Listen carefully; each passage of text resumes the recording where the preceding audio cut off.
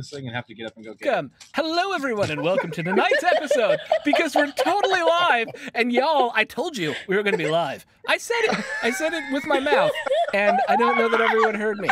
So we're live now. Good evening, everyone, and welcome to tonight's episode of Blood and Shackles, a D&D 5e campaign set in the world of 7th. Hi, my name is Sean, and I'll be your dungeon master for the evening. I actually made the overlay wrong and made myself a game master, but I also master games, so I think it probably still makes sense. You can find me on the tweeters at ThroxPlays, and I'm very excited to be here with this amazing group of human beings to play some Dungeons & Dragons tonight.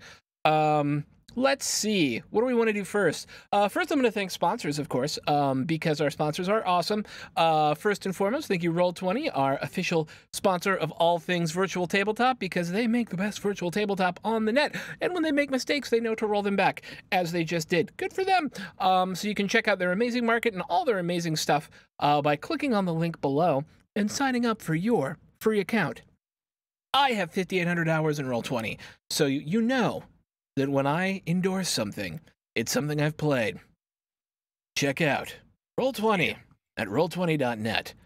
Down below, there's a link. I don't know what I'm saying. I'm just saying it. I'm just kind of going at this point because I've run out of steam. Anyways, next, Tabletop Loot. You're purveyor of all sorts of fine, sweet dice stuff, much like, hang on, I have Tabletop Loot dice in my tray, like these awesome dudes right here. Somebody left the video chat. I'm going to do this for right now until they come back. And they left the, who does that? Who leaves the video chat? And then we got one of these guys right here, and you can go and get 15% off your next purchase of Tabletop Loot by using the code WTTP-DICE when you head over to tabletoploot.com. And of course, you've got, I've been so thrown off my game by that. God damn it. Well done. You screwed up everything on your first night, Meg. Well done. I love you. It's cool. You're fine. You're Blame good. it on the new one. Yeah. Rookie. It's all the newbie's fault. Yeah. Oh. 30 seconds into your we haven't even rolled dice yet, and there you are, screwing up the overlay. Well done. Yeah. It's great. You're fine. I do have to say, though, when you yelled, you did that, I left Roll20 at the same time that you yelled. And I'm like, oh shit, did I click on the wrong thing? Because I wanted to check. Because I wanted to check how many hours I had in Roll20. Oh, that's funny. All right. 1,200. So let's go around, and you have 1,200 hours, and that's nice. That's a lot. That is a yeoman's amount. 68. That's it. All right, That's let's go our- around and say hi to everyone. Because I've totally lost my place in my sponsor spiel. Check out our Patreon. It's a great way to support us. So you can also support us here directly on Twitch. Subs give everyone an advantage. Every time we get a total donation of 500 bits, we get an advantage. All of these go into a party pool that the party can spend themselves however they wish and whenever they wish. Our current advantage pool sits at 8, so hopefully they'll be spending some of those tonight. Now, let's go around and say hi to everybody. Starting with Leona. Hey everyone, my name is Leona. You can find me on Twitter at the Leona Maple, and tonight I am playing Celeste Storm, our Aragonasi Bard. Nice. Than. Hi, what's up? I'm Than Rand, everywhere on the internet. And tonight I am playing Taryn, the half-elf sorcerer, Yes. who doesn't use that accent. I don't know why. No, I don't he does it every time. Hello, my name is Taryn. I'm a heather sorcerer. Perhaps he of does. course. Perhaps he's faking his German accent. Perhaps. Yeah, see? Perhaps. Nah. Maybe it comes from somewhere in the North Atlantic. See? Yeah. We'll do Meg last because Meg is new. Chris. And she broke the overlay. And she broke the overlay, which is, yeah. You're fired. One game in and you're What's already up, fired. Look at that. everybody? I am the Chris Herzog on social media, Judah Killer here on Twitch. And today I am playing Vabrix, son of a nobleman merchant. Yes. All of that is true. Dragonborn. Dragonborn. Yes. Jack. Get it. Hey everybody, I am Capcheck, or at Captain J Cross on the Twitters, and tonight I am playing the human wizard, Evan. Nice. Can't seem to get the sound to work. Anybody else hearing anything from the sound at the moment? Negative, Not one Ghost bit. Rider. Okay. Sweet. Negative, Ghost Rider. Smurf, put something in your mouth. All right, Smurf, you're up. If he had a nickel, You would have a nickel. he would have a nickel at this point. I would have at least a nickel. Hey everybody, I'm Smurf. I am on the internet at DSC_Smurf. Just about anywhere internets are sold. You can follow me on Monday and Tuesday nights at Dumpstack Charisma, where I play and I DM and all that kind of stuff all the time. On Wednesday nights, I'm with Soul Bear RPG, where I play a swashbuckler. And then I'm here every Friday playing a swashbuckler. I played a swashbuckler last night in a charity game, and I played 2 swashbucklers last weekend in a charity game, Extra Life. We raised over $2,000 for Seattle Children's Hospitals. Thank you to everybody who watched and donated. It was a blast. Woo! I was super tired. I almost died. It was great. How many buckles have you swashed in all those games? Oh, girl, I swashed a buckle. Shit. Did you swash some Shit. hard buckle? Yeah. All right. No, but at I least am 7. You know, if there's Switching a to- buckle, yo, I'll swash it. Check out the beat while the DJ revolves it. Here we go. All right. I've had to switch. Sorry. I'm going to be listening to the Assassin's Creed 4 Black Flag soundtrack because I don't know what's going on with Sirenscape, and I'm not going to try and fuck with it as we begin. So, One less program to have open. yes, if you are interested in listening along, that is what I'll be listening to and pumping through into the world as we begin tonight's game. Our party was, for the most part, abducted on the island of Labuka, pressed into service on the Atabean trading ship, the Wormwood. There, all of their possessions were stolen, and they were mostly treated like crap for about the next 4 days, going through all of the basics of learning how to either be sailors or generally doing sailing crap at the lowest end of the rung on this ship. They met 3, 4, 5, 6... They met a large number of important people on the ship, including the cook, who Celeste was working with. They met... I actually should have just put my notes up for this, but I didn't today, and I don't know why. They met whose name is Fish Guts, and then there was Cutthroat Grok, who was the quartermaster, both of whom seemed very, essentially helpful to them, for lack of a better term. But on the other side of the coin, there was the captain, an apparently evil Gif named Captain Harrigan, along with his 2 toadies, Mr. Plugs, and Master Scourge. Nicely done. And Master Scourge. Together, the 3 of them were working to make the lives of our party incredibly difficult. And our party wasn't doing much to help themselves by selling one of their own, Vibrixian, out and getting him put in the bilges. Soon enough, though, they were able to talk him out of the bridges and convince the captain that he was a very high value target, but who they could probably sell for lots and lots of money. The problem was, about 4 days into the sale, as they're making their way to the Atabean Trading Company headquarters, far off in the distance, a black ship appeared.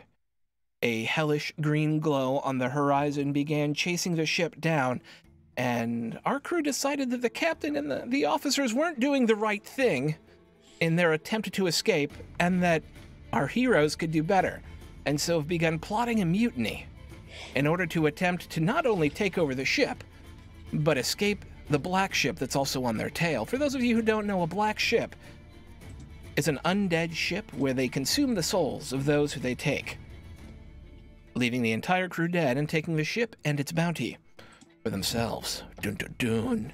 We meet our party now, having convinced some portion of the crew, although given the roles they have, they're not quite sure how many, that it would be great to join them should there be a mutiny. On top of that, they've also convinced the captain to throw almost everything overboard, including all except 2 cannons, in order to gain enough speed to outrun this black ship. Has it worked? We don't know. Night has fallen on the great open sea between the Atabean and the world of the East, the old world as they call it. And that's where we meet 5 of our party members now, in their cabin, discussing their next plans. And we'll cut over to you. So what is our next plans? Nicely done. Oh my god. Oh, and thank you, Michi, for the sub. What is funny? I don't understand. Where exactly did we cut off last time? Does anyone remember? It was just after you had all went and talked to a bunch of the members of the crew. Night had fallen. It was getting pretty late.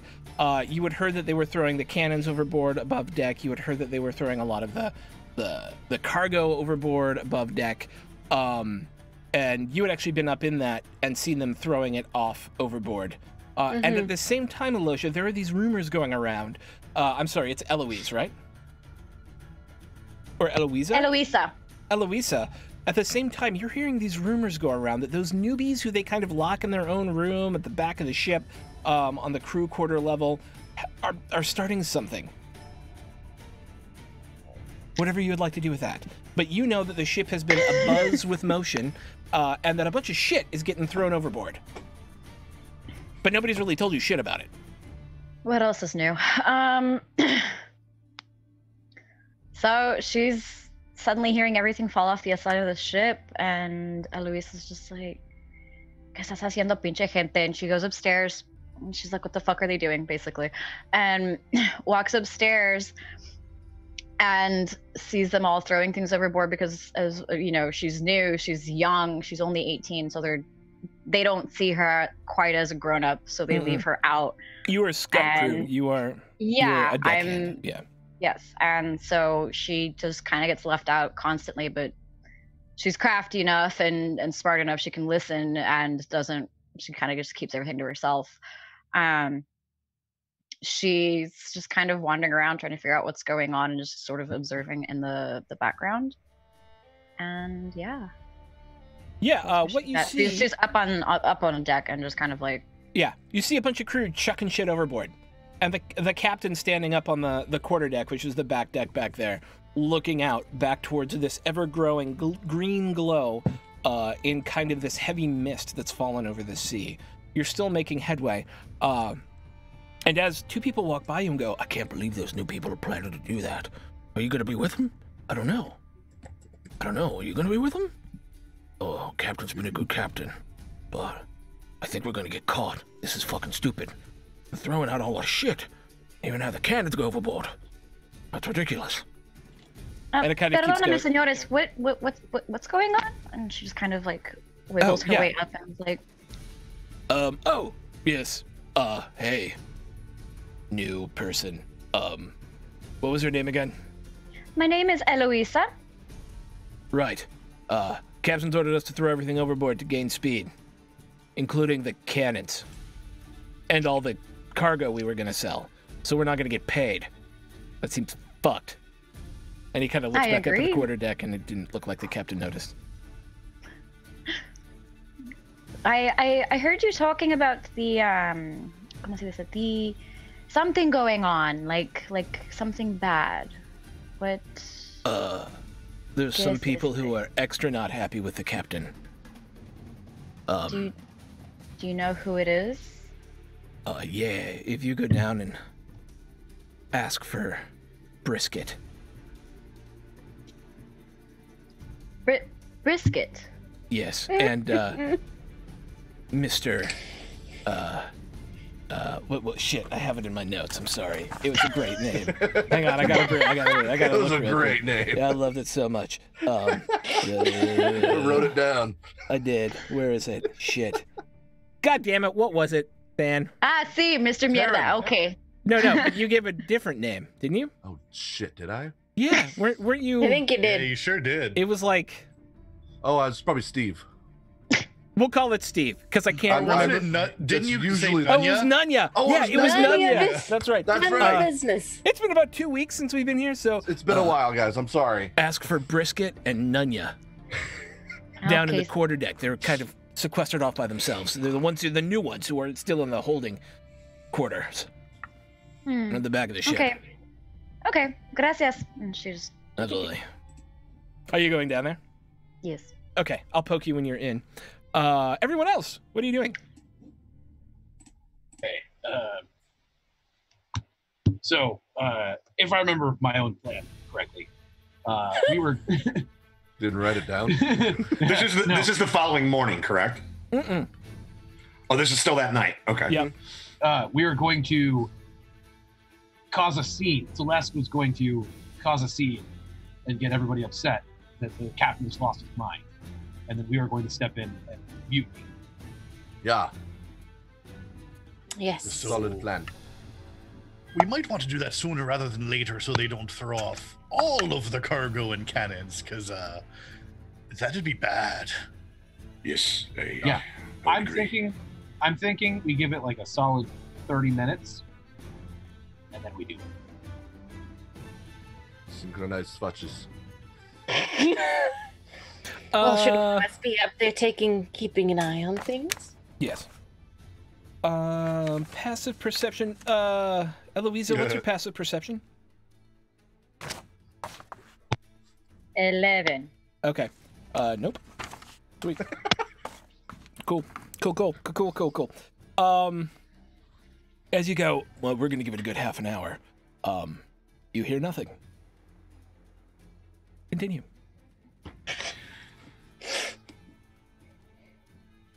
So, everybody in agreement? Yes. Yeah. You should see how much they've thrown out already. It's a lot. I agree. They're very efficient.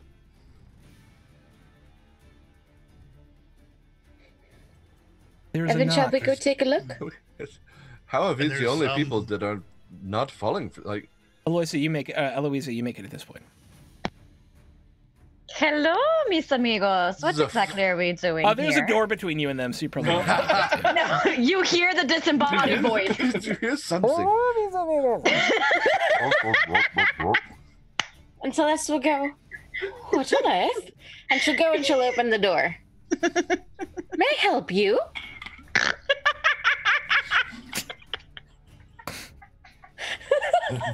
Why is this laughing woman standing at our door? I'm very confused. What is happening on this ship? Mr. You Command- must have had too much to drink. Oh, I've seen this before. Tasha's hideous laughter. I'm okay. I promise. I did not mean to scare you. I'm so sorry. I couldn't help but, well, listen to your chisme, your gossip about what's going on the ship, and what are you planning on doing? I heard from two people to talk to a Senor Brisket and Nunya. It's none yet. Is that you, Senor? I No. forgot I said this. I am Brisket. You are Brisket. Yes. Commander. Hello, Commander. Commander Brisket. You have your own own command. Kind of. I did. Oh. Well, It's a long story. well, I heard some of the crewmates talking about you guys Oh? planning something. They What just do you told me mean to come heard? talk to you. What have you heard? Just said something was going on, and I'm just curious. Depends on who you intend to tell. Oh, nobody. I have nobody here. I'm on my own. Insight check. Yes.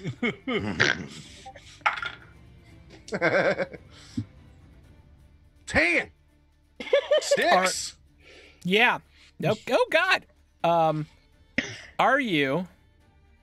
She seems to be on the level. She seems to be on the level. Neither of you would have gotten high enough for you to get to ask any sort of meaningful question. She seems to be on the level. Believe her. I'm very curious, senors, and senora. Would you be interested in extra help? I'm very good with a sword. So good I have two. No one can fight with two swords.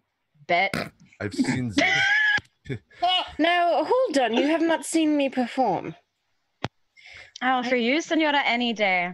Ah, well, the two of us can put on quite a show then. And she looks at Brisket and she's like, It was a joke.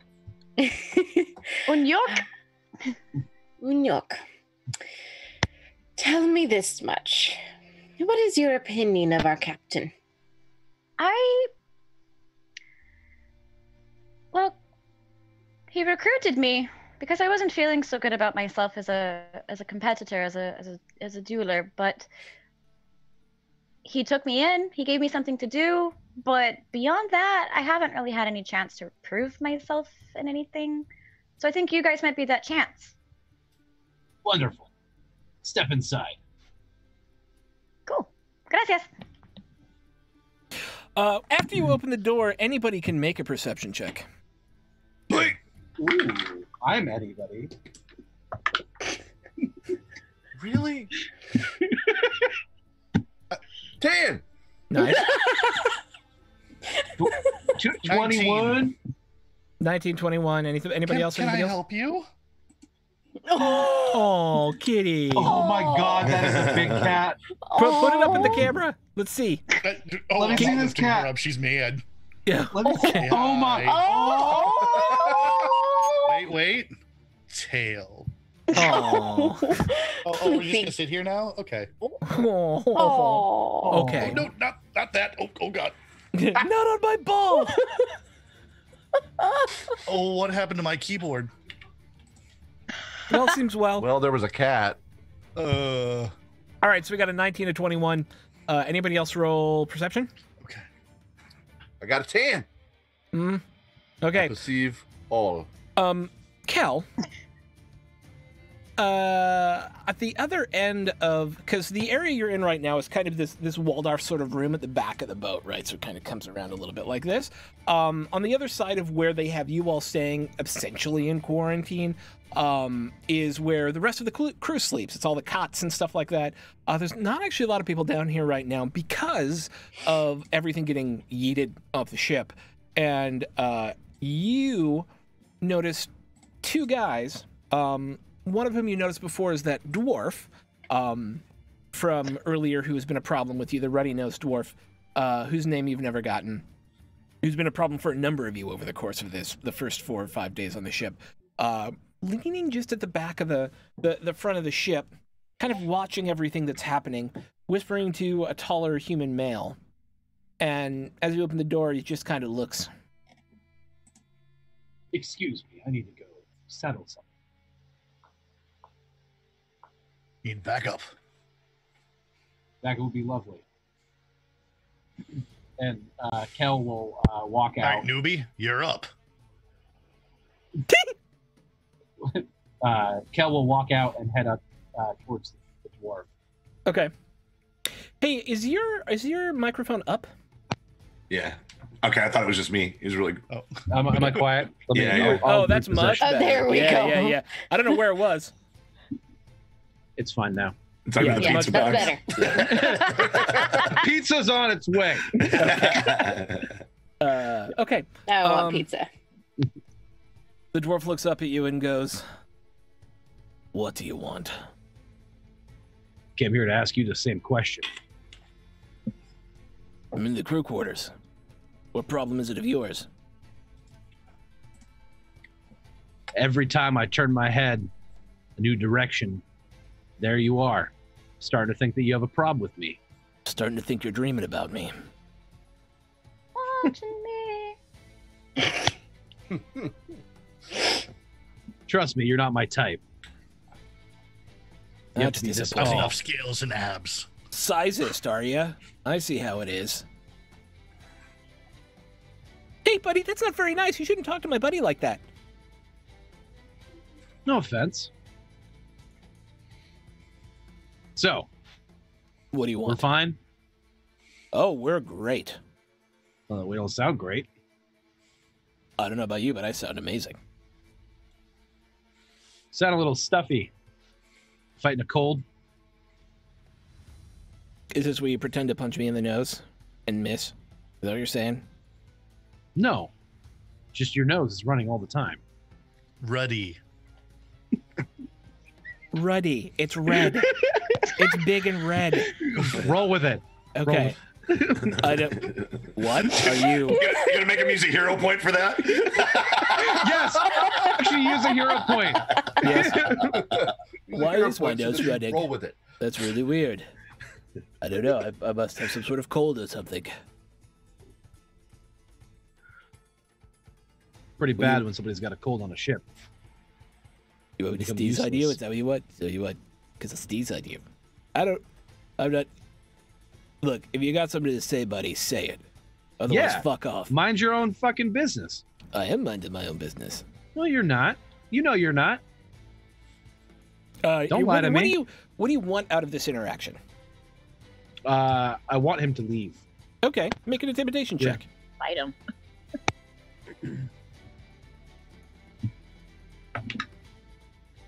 15.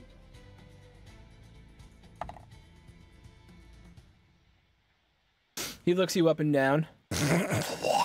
that stuffy nose you gave him, he hawks it into the back of his throat and spits it directly onto your chest. Look, noob. This ain't your ship yet. You want to prove yourself here? Maybe you shouldn't be talking shit to the old salts.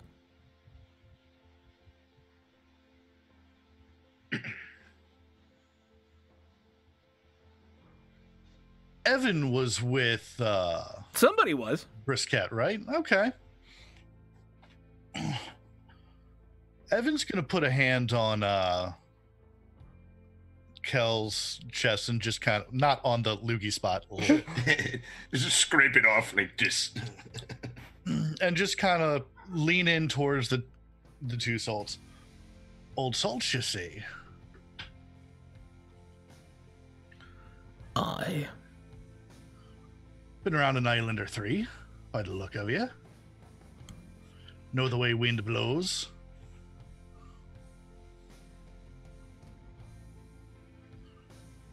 Here's what I hear. I hear the wind sometimes. I hear the sea. And right now, the sea and wind, they're singing a tune. They're singing a tune of death and destruction from behind us. Now, from in front of us, it could sing a song of freedom or a dirge.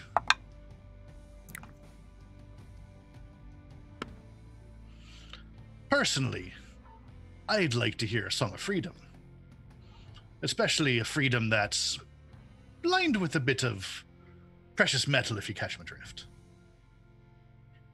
I feel like you're talking mutiny.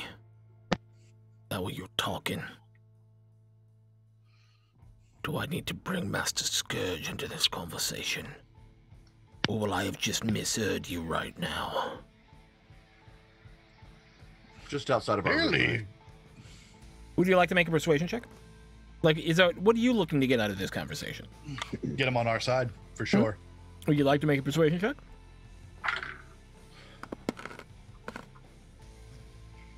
He is very loyal. I don't think I want to make a persuasion check. I want to make an intimidation check, and here's how. Okay.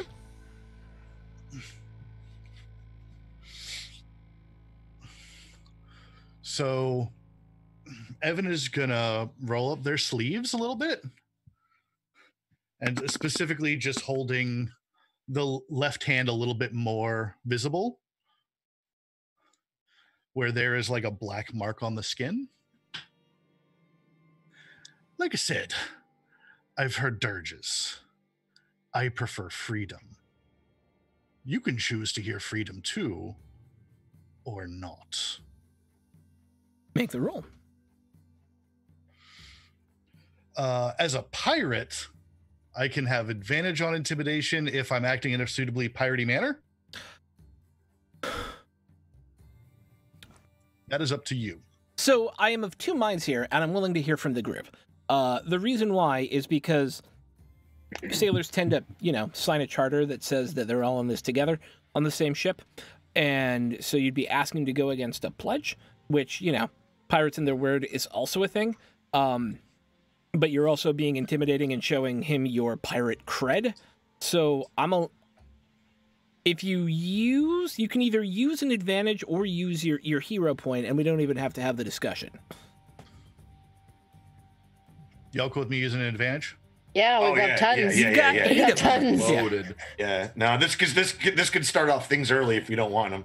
Yeah. Mhm. That will be a 23. Okay. It's worth thinking about. What are you See? planning? Well, as you might have noticed, captain might have gone a bit mad, throwing everything overboard. How are we going to get paid? How are we going to defend ourselves? No cannons? No food? Who do you think gets left out for food after a few days? Especially if a storm turns? I've seen it before on ships. He's got a point there. I know, shut up. What are you planning on doing?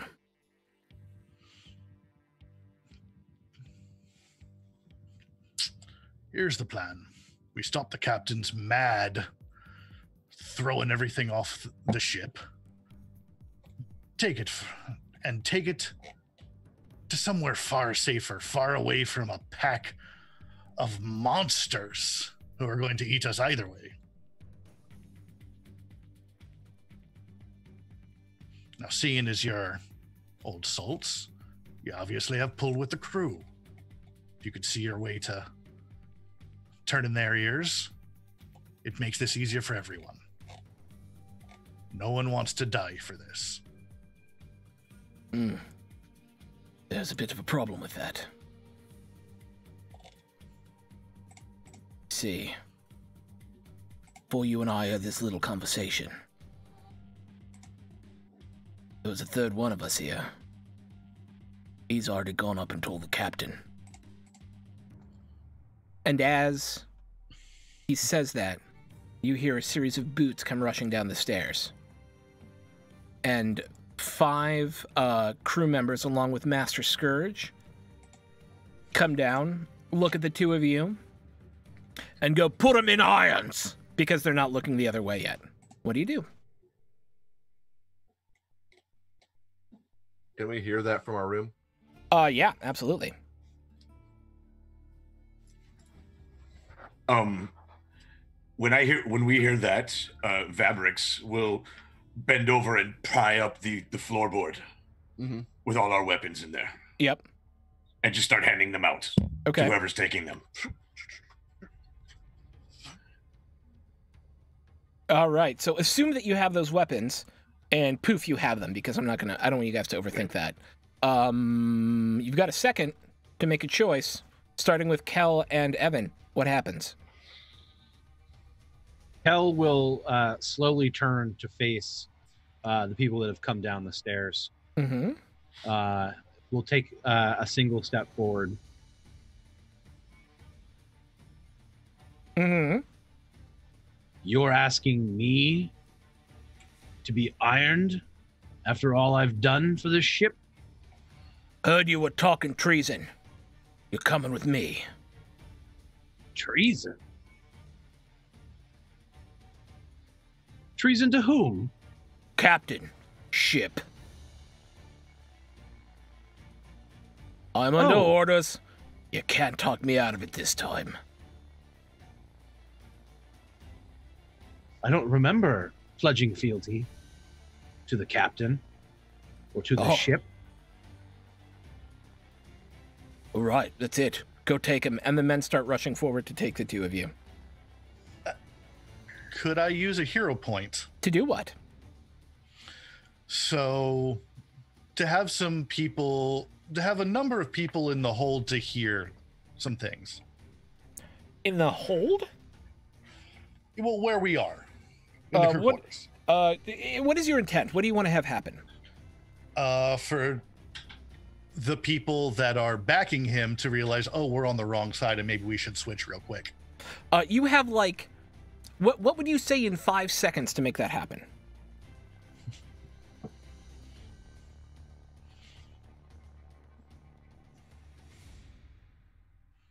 That's a fantastic question that I don't have an answer to. So yeah, because they're coming at you with the irons right now. You know what I'm saying?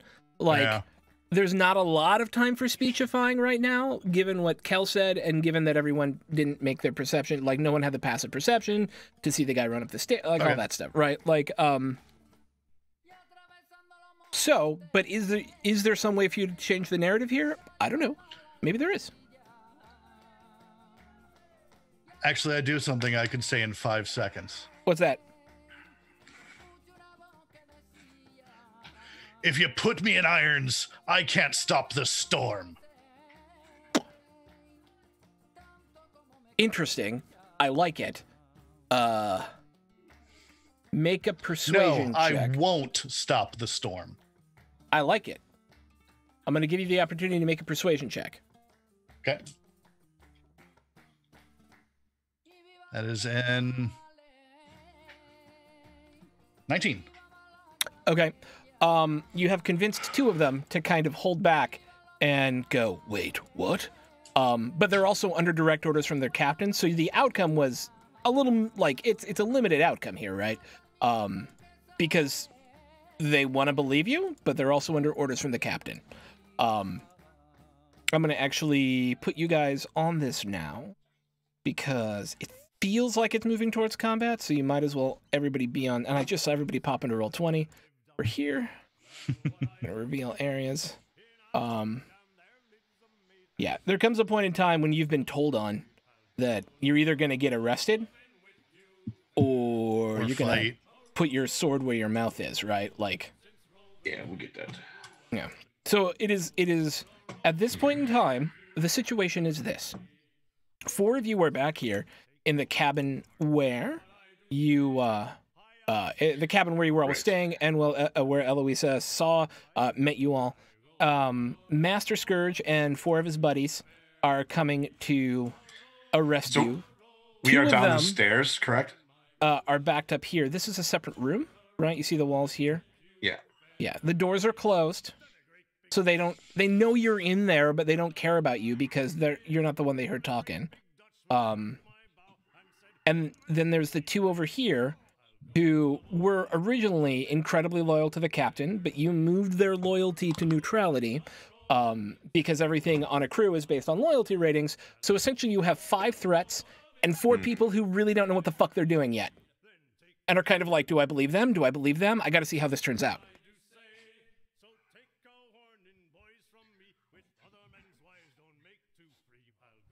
I have a thing. I but feel like need we some should roll decisions to be initiative. made by the players so that we can move the narrative forward that I cannot make. I fully intend on bursting out of that room. Yeah. Okay. I'm Celeste's game plan is to burst out, stab, and Yeah. get up the stairs with disguised self. She wants to start the yelling and screaming now because shit's about to get real otherwise. like Okay. I'm gonna cast Mage Armor Okay. Woo! before I go out there. Okay. Would Takes also a like round. to cast mage armor. I'll give you each a round to cast, but casting will prove that you are a threat because you're already out there. Fair. That's why I Right. did it. That's why I did it Fair. in the room. We are the 4 of us that are in the cabin. Yeah. We're downstairs, correct? So we Yeah, still have no, to you're run all up- on the same level. All of this is on the same Oh, level okay, that you're I'm sorry. looking at. This Okay. is one level. Okay. Yeah, this is Gotcha, you are gotcha, all on the gotcha. same level. Yeah. All right. I'm going to lean over to Taryn and say, I know things are probably going to go down soon. Yeah.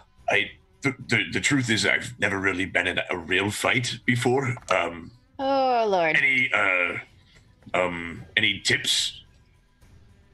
Stab him with a pointy end. Stay back All right. until you see an easy opening. Okay. Do not go rush in there and get in the middle of them. All right.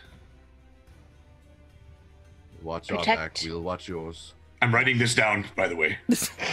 Okay. Listen, So having cast mage armor, Stay back. No, I'm not going to cast mage armor in that case. If it, yeah, but Terran is. I did, Okay.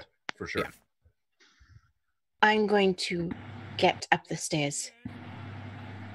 And so she is going to cast disguise self. Okay. And I'm just double checking the rules of this. Yep. She basically wants to make herself look like a different crew member. She doesn't want to look like Celeste. Okay. If that's Yeah, cool. you can look like run-of-the-mill crew member number 5. Yep. Absolutely. Yep. Okay. So I don't understand the order of operations yet. Well- Because I feel like I've got a lot of people telling me the thing they're doing, but not what's moving the story forward. I can't do anything until you tell me what happens next. I plan on busting out of the room and attacking. Okay. So are we agreed that that is going to be the next inciting incident here in the storyline? Yes. Okay. We can't afford to have anybody locked up. Okay. Because at the moment it looks like they're going to lock up Cal, but probably not Evan. Cool. We gotta save the brisket. Okay. All right. So I need everybody to roll initiative. Ha! And I will ask you for them. Please do not shout them out. Yes, I'm going to use my one advantage because Okay. I got one. If that's okay with everybody. Yep. Go for it. Okay. 2. Okay. Yeah. Hang on a second. Don't be shouting out numbers at me, please. Yeah, you're good. Everybody roll. Taryn, what did you get? 6. 6. Okay. Vabrix, what did you get? 15. Nicely done. Celeste, 12. 12. Okay. Evan, 13. 13. Kel, 16. 16. And Eloisa, 17. 17. Okay. Well, Nice. most of you are going before them. So, you're going to get the drop on it, starting with Eloisa, actually. Or we can just say, what we can do is, because Taryn, technically you're last, but you're Yes. the one who's going to kick open the door and start the whole thing. You can go first, and then we'll just go from there. Oh, I like that. I like this. Okay, kicking opens the door. You are where you are, and you should be able to interact with your token. Yeah. So, was it 5, 10, 15, 20? Right up behind Master Scourge. Uh-huh. That's more like 30, because there's a giant wall there. But okay. Sure, that's fine. That's great. And I am going to grab the back of his head and cast Shocking Grasp. Okay. Ooh. Oh, Jesus! It's a touch attack. All right, what do you get? Yes, it is. So we're going to go with ooh, 21 to hit. Holy God. Yeah, you absolutely. I did. Let's go with 7 points of damage. All right, 7 points of damage. And- As you grab the back of his head, this lightning, and that means he needs to make a Constitution check, or he can't take reactions. Is that correct? I think it's just if it's an auto hit with Shocking Grasp, there you can disengage. I think that's all it Is is. he wearing armor made of metal? No. It doesn't matter.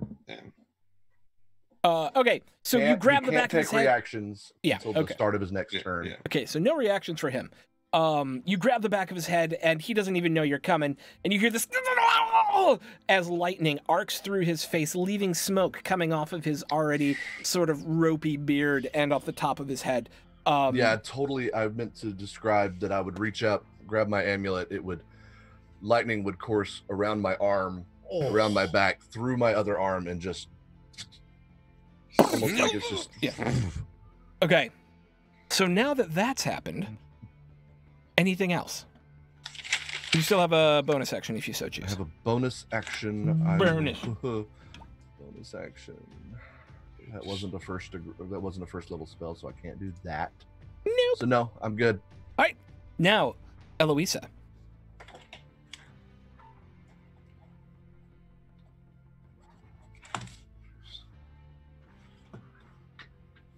You're Can't hear muted. This is a wall. There we go. Yes. Ba, ba, ba, ba, ba. She just runs, and as she's running, she kind of just takes the rapier out and Mhm. just gets set. So what the? Okay. Yeet. So there are two. These two with the yellow are neutral. They're not threats yet. It doesn't look. You're not sure who they're going to be attacking. So you get. Let's see. You get 5, 10, 15, 20, 25. You can get to here and still attack someone. All right. Okay. So If you as so she choose. does that, she goes to hit this dude.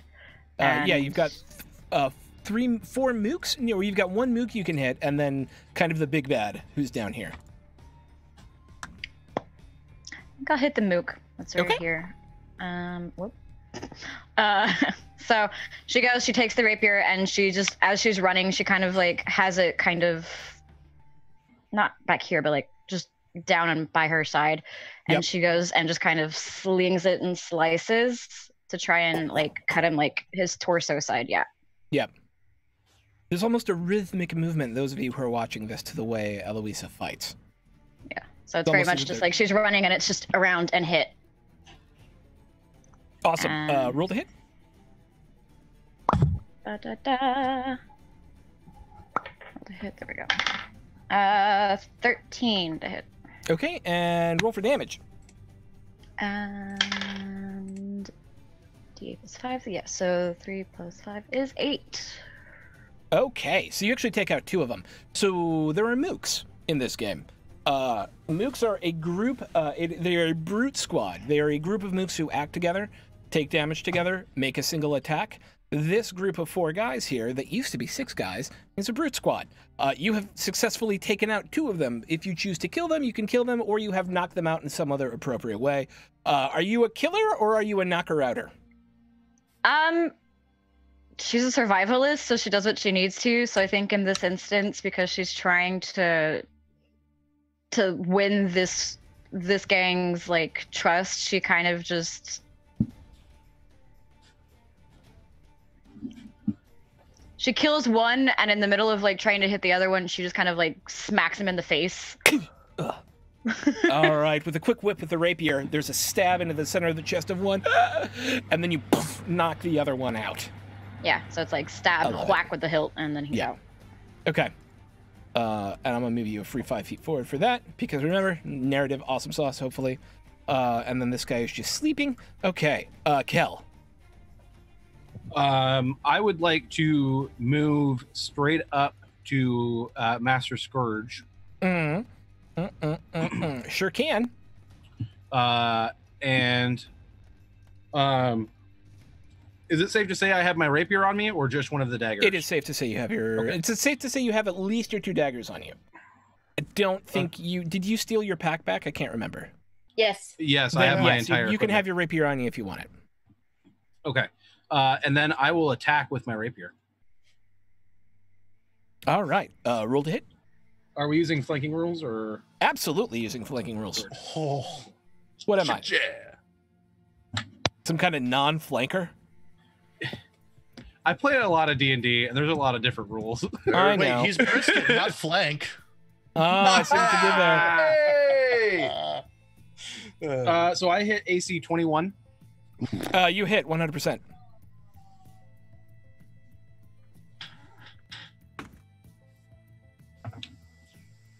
And damage. Damage is... Flanking rules are you get advantage on any attack in which you are opposite another PC. Ah, thank you. As long as you are both next to the dude. Yep. Like Taryn and Kel are like- here. Opposite. Yeah. 15 points of damage. 15 points of wow. damage. Okay. Yep.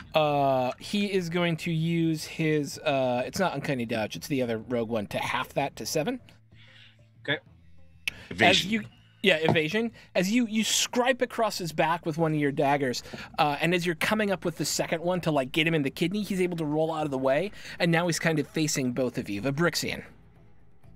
All right, Vixian's going to open up the door and start to kind of like tiptoe out real quietly.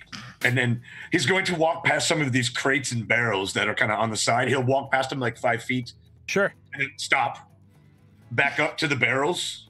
And I want to find one of the barrels, whatever is in it, I'm going to dump out of the barrel. Yeah. And I'm going to pick up the barrel. Okay.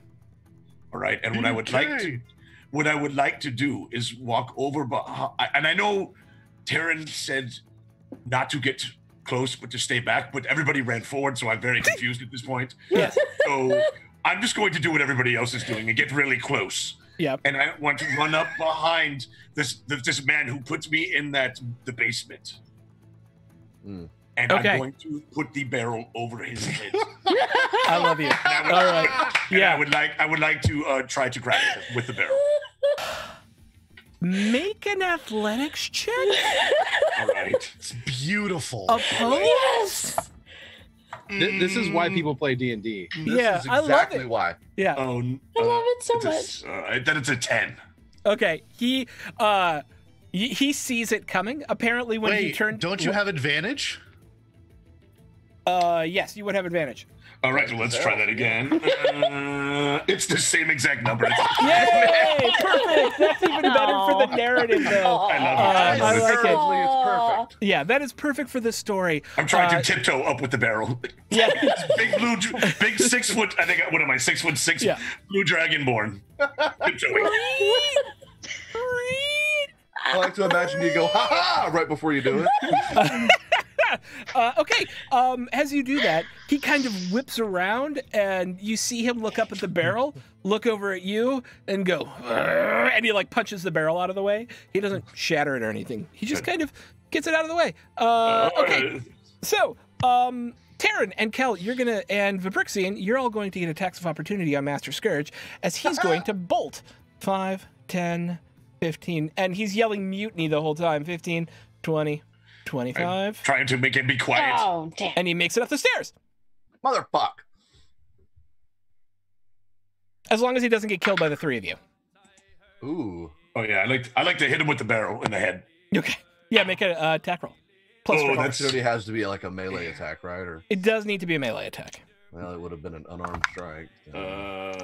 It's Yeah, you never know. I gotta get my 18. pluses. Okay. If 18 hits, he takes 3 bludgeoning damage from my bare Woo! fist. You do hit him with your bare fist for 3 bludgeoning damage. 11. That's a negative, Ghost Rider. And swung again with the barrel and just missed. And then Kel. 19. 19's gonna hit. Oh, nice. No sneak attack damage because he already did it this turn. Cool. I did get max damage though for 11. Ouch! Ooh, nice. You cut him again across the back as he's running, and now he's got these 2 horrible gashes of like bloodiness running down the back of his thing, or the back of his back, I guess. And he's run upstairs to the next level. At the same time that happens, the back of the ship. Evan, I need you and actually the 2 crew members who are there to make dexterity saving throws for me. Oh, does that mean me? Oops. No, just Evan. Oh. Sweet. Saving throw. That's an 18. Okay. And the other 2 make it.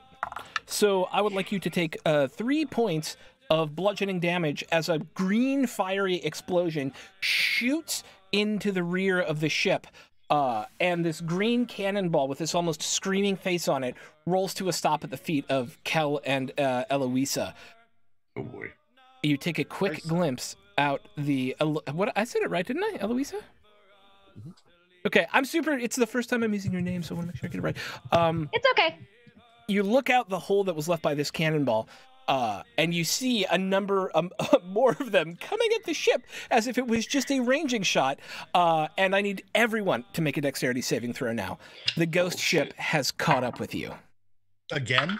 Oh, okay. Yes, it's a Dirty second 20. attack. Okay. 15. 16. I'm going to go around and ask you just instead of yes. Kel, Okay, because it's sorry. hard to Sorry. track all of you. Yeah. Yeah. I just have to also get used to, not seeing the dice rolls on the thing. So Celeste. 14. Okay. Taryn. Dirty 20. Dirty 20. Eloisa. It was 15. 15. Vabrix. Yeah. 14. Evan. 16. Kel. Dirty 20.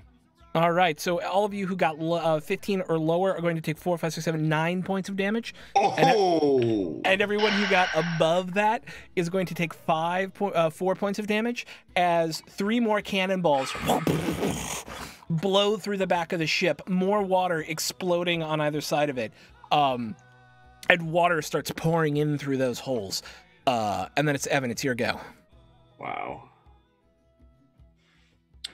Oh. Huh. Meet urgency. Honey, I know we're getting close to dinner. We're going to break in a half an hour and I'll get you your food, all right? Right now, why don't we just have a snacky poo? Me too. Evan, you've got 2 Okay, threats on so- this level. Snack throw. I'm sorry. I handle it. Hecky poo. Yeah, that hurt. That really hurt. Yeah. I'm in bad shape. So, Evan is going to cast Waterbane on themselves. Okay. which basically means that water cannot affect them.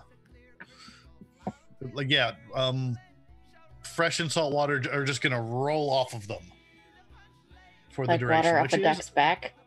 Exactly. I like it. So So essentially, Evan is a you duck. yeah, you can't drown. Is essentially what that Yep. comes down to. Yeah, you Oh, would. yeah. Well, I have to read. Can you read the spell? Yes. Because just because you stay dry doesn't mean there's air underwater.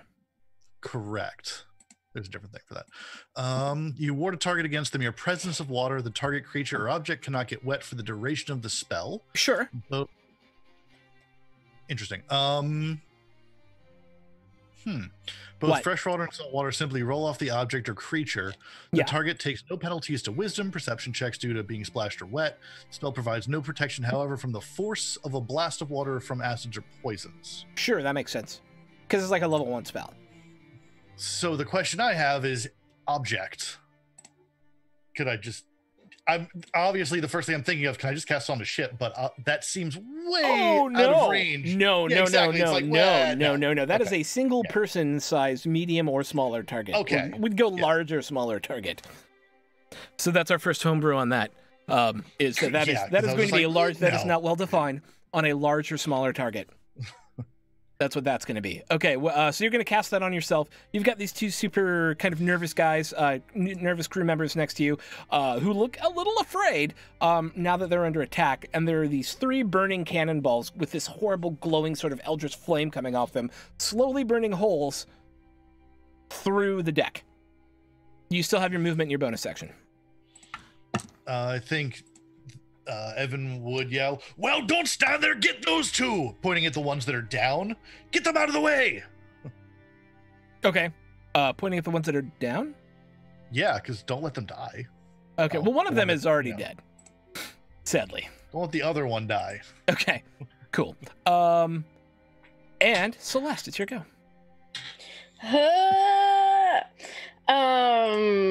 Fudgety fudge fudge fudge. I'm gonna do my bonus action first. Hit it. And cast healing word on myself because ow. Whom, healing word. 1d4 plus charisma bonus. 1d4. Let me grab the right dice. And Wait, casting modifier, right? yes. Why 24 am I plus just casting having modifier, a so 24 plus 4, maybe. 1d4 plus what did we say? Charisma? It's your total casting modifier, so it's going to be charisma modifier plus 2. Okay, so 7. Okay, you heal 7. Thank God. As wounds begin to close back up on you. Also, Okay. remember that you have hero points. All of you, not Yeah. just one of you. All of you do. That's Okay, so you've got your action and your movement left. Okay. Is Master Scourge still running up the stairs? Looks like you went running up the stairs. That is correct. Well, fudgy fudge fudge fudge. Stick with the plan. She is going to bolt up those stairs. Okay. You'll be the first one to go up the stairs. I will move you up there. That'll be 5. I got you, boo. 5, Thank you. 10, 15, 20, 25. I'll stop you at 30, which will put Yeah. you here, and I will reveal what you see as you Yes, come up please. this way. Doink. So this is the quarters that you have normally worked on, and as you're running up the stairs, you hear a lot of shouting. And as you come up, you realize what that shouting is. Rosie and 4 or 5 people that you know were relatively on your side are screaming at a bunch of crew members who look like they're trying to knock down the doors where Cutthroat Grok and Fish Guts are. And it looks like you see kind of through the push of crowd over there, you see Mr. Plugs, and you see Master Scourge right now trying to push his way through this group to get to Mr. Plugs. And Rosie, as you come up, kind of looks over at you and goes, "What the fuck is going on?" That's what I'm trying to figure out too.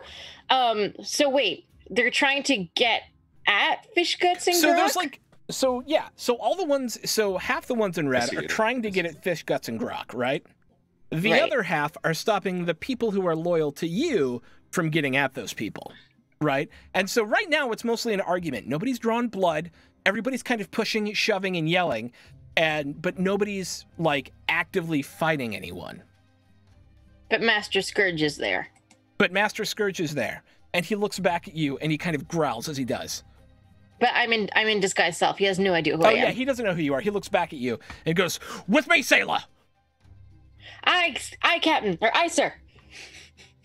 I would never survive on a boat. You've got it, sailor. Aye. So she will step up. Fudge, y'all. She's gonna hold off for a minute and just kind of figure out what on earth is going on. Okay. Fair. And so that's what you're gonna do. Yeah. Okay. These two, seeing that they are now wildly outnumbered, start to run. 5, 10, 15, 20, 25, 30, 35. Which two? 10, 15. On the floor below you. 15, 20, 25, 30. And so the two crew who were fighting everyone else kind of stack up behind you as you did you move any more than this? Did you want to go any further? Nope. Okay. Kind of go out of the way. And one of them, because they're running and you are disguised as one of them, I'm going to say you're a non-combatant, if that is fair. Yep. Because they would you let them push by you? I'm going to assume that because she's so stunned by what she sees in front of her, she just gets like shoved forward and she can't even stop it. Yeah. All right. Then they come up to flank Master Scourge, everybody dashing. And so now it looks like your friends are starting to get surrounded, especially Rosie, up on the middle deck. But nobody's started a fight yet, as far as you can tell. Everybody's kind of yelling at each other. And there's a definite standoff happening, but nobody's. Do these people have any idea that an Eldritch ship has caught up to us?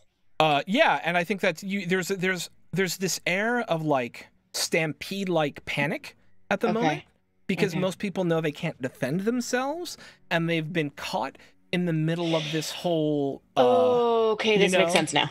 Yeah, and so you've got this incredibly violent situation about to explode on the deck above you, as it looks like what's happening is Mr. Plugs is attempting to arrest Cutthroat, Grok, and Fish Guts for the same reason that Master Scourge was attempting to arrest Kel and Evan, right?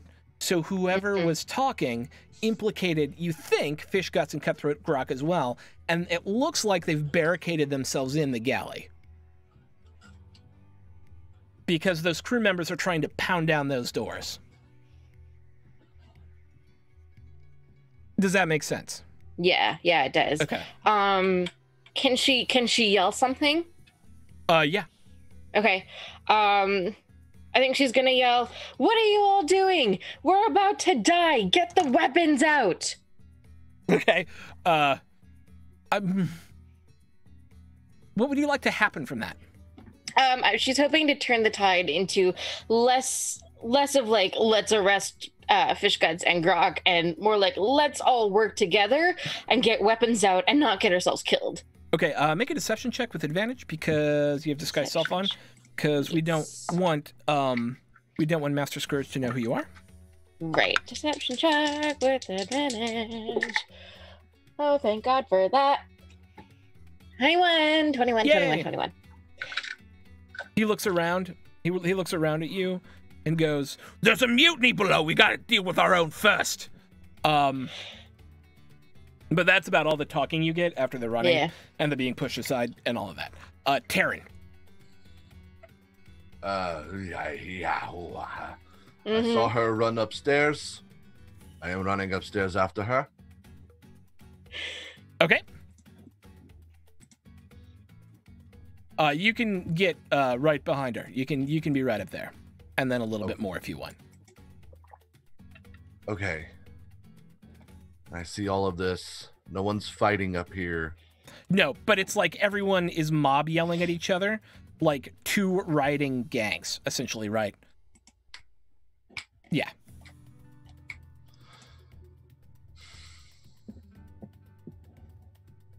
Greens are your friends, people you know are friendly to you. Mm-hmm. Reds are the ones who you know are very, very likely loyal to the captain. I'm all in on this motherfucker. So you can be in any of the squares around Celeste if you want. You can be in any of those. Any of them? Mhm. If I stay exactly where I am, I can see everything. Yes, but you will block anyone else who wants to come up the stairs. Fudge, I can't do that. All Yeah. right. I want to go to... Because they're stairs and not like open space. Oh, shit. There's nothing blocking your line of sight here. Yeah, I just don't want to block it if everybody else wants to come up. I'm going to get on the other side of Celeste. Okay. And I'm going to cast Lightning Lure. Lightning Lure. What is that? Yep. I create a lash of lightning energy that strikes one creature of my choice that I can see within range, which is 15 feet. The target must succeed on a strength saving throw or be pulled up to 10 feet in a straight line towards me and then take 1d8 lightning damage. Holy crap. If it ends within 5 feet of me. Okay. Shit. So you're okay. Yeah, I love I'm it. yanking him back and You just hit him with the electric scorpion. Like, get over exactly. here. So like Get I say, here. grab that amulet. The energy flows around me, and it turns into a whip, and I just. Okay. And he has to pass. He has to pass a DC 14 strength saving throw. DC Zappy 14 Indiana Jones. strength saving. Oh no, he fails. All right, so he is pulled up to 10 feet in a straight line towards me. Yep. And when he ends up within 5 feet of me, he will take 1d8 lightning damage. Roll it up. Oh god. Oh shit. Yeah, 8. Nice. Starting to look pretty rough actually. But And he as is that happens, right on me. So yes, there's this crack of lightning. You hear Scourge yell, "Mutiny!" as he gets pulled back towards you. Mr. Plug looks up, and he starts shouting orders at the group, and combat breaks out between everybody who was surrounding Rosa. You lit the barrel by combating up here, essentially. Eloisa, Yep. Eloisa, I'm gonna get it. Sorry. I'm terrible because I don't know why Eloisa? That's not even a word. Eloisa. Eloisa. Eloisa. It is your go. Where was what, like, so the cannonballs hit our deck, right? Yeah, so the cannonballs hit. I can mark them for you on the thingy. Yeah. Let's go freehand. So the cannonballs hit here, here, here, and here. Okay, I'm gonna take the one that's unconscious and just kind of shove him out of, like, the first mark. Sure. Just kind of just. Yeah. Okay. So he gets thrown, like, overboard, basically. So that's just one less person for us to worry about. Oh, and you're then- below decks, so he's not. You know. Oh, it's not gonna work. Okay. Yeah. You won't be able to throw him overboard down here. Okay. Stuff I him still through the want to do hole. it. Yeah, that's what I was hoping. Was just like. Oh, you want to put him through the cannon? I mean, you can try and stuff him in the cannonball. Yeah, that's what I was wanting to do. It was just like, Ridiculous. you're Make a strength unconscious. What test. can you do? I love it. We'll just say you. Yeah. Okay. Yeah, you do that. Cool. And then I just try to follow. Like, I start making my way up the stairs too, because I can hear Okay. what everything like is going on. So All right. So you can essentially make your way here. yes. Cool. Yoink. After moving a body. Anything else? You still have a bonus action. No, because I think by the time I do all of that, that's about when Taryn does the electric Indiana Jones and kills this guy.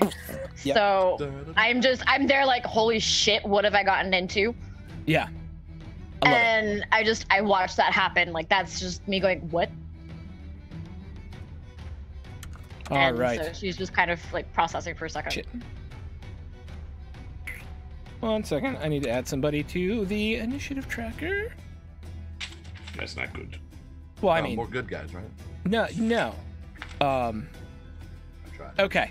So, you have gone, and then as you come up the stairs, you hear over this crowd that's now starting to crash into each other.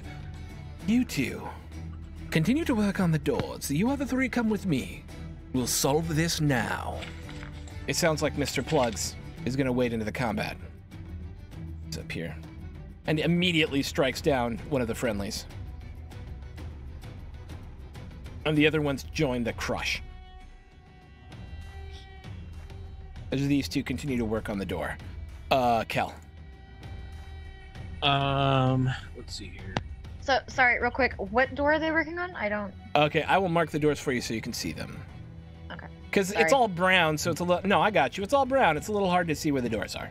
So door there and door there.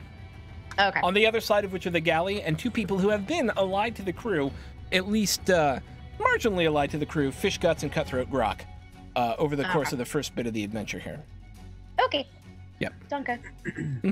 I would like to move up to the second level. Okay. 20, 25. So you can get to here, and then we'll need to kind of climb if you want to get out and use the rest of your movement, and you can be there. Yes, I will climb and end there. Okay. You can also climb and end right next to Master Scourge if you want. Oh, that's even better. Okay. I will start by saying, I am Kelsatra Briscat. I am a knight of Avalon, and you all are standing in the way of the Queen's glory. I like that. Gain a hero point. And then I will attack Master Scourge. Okay.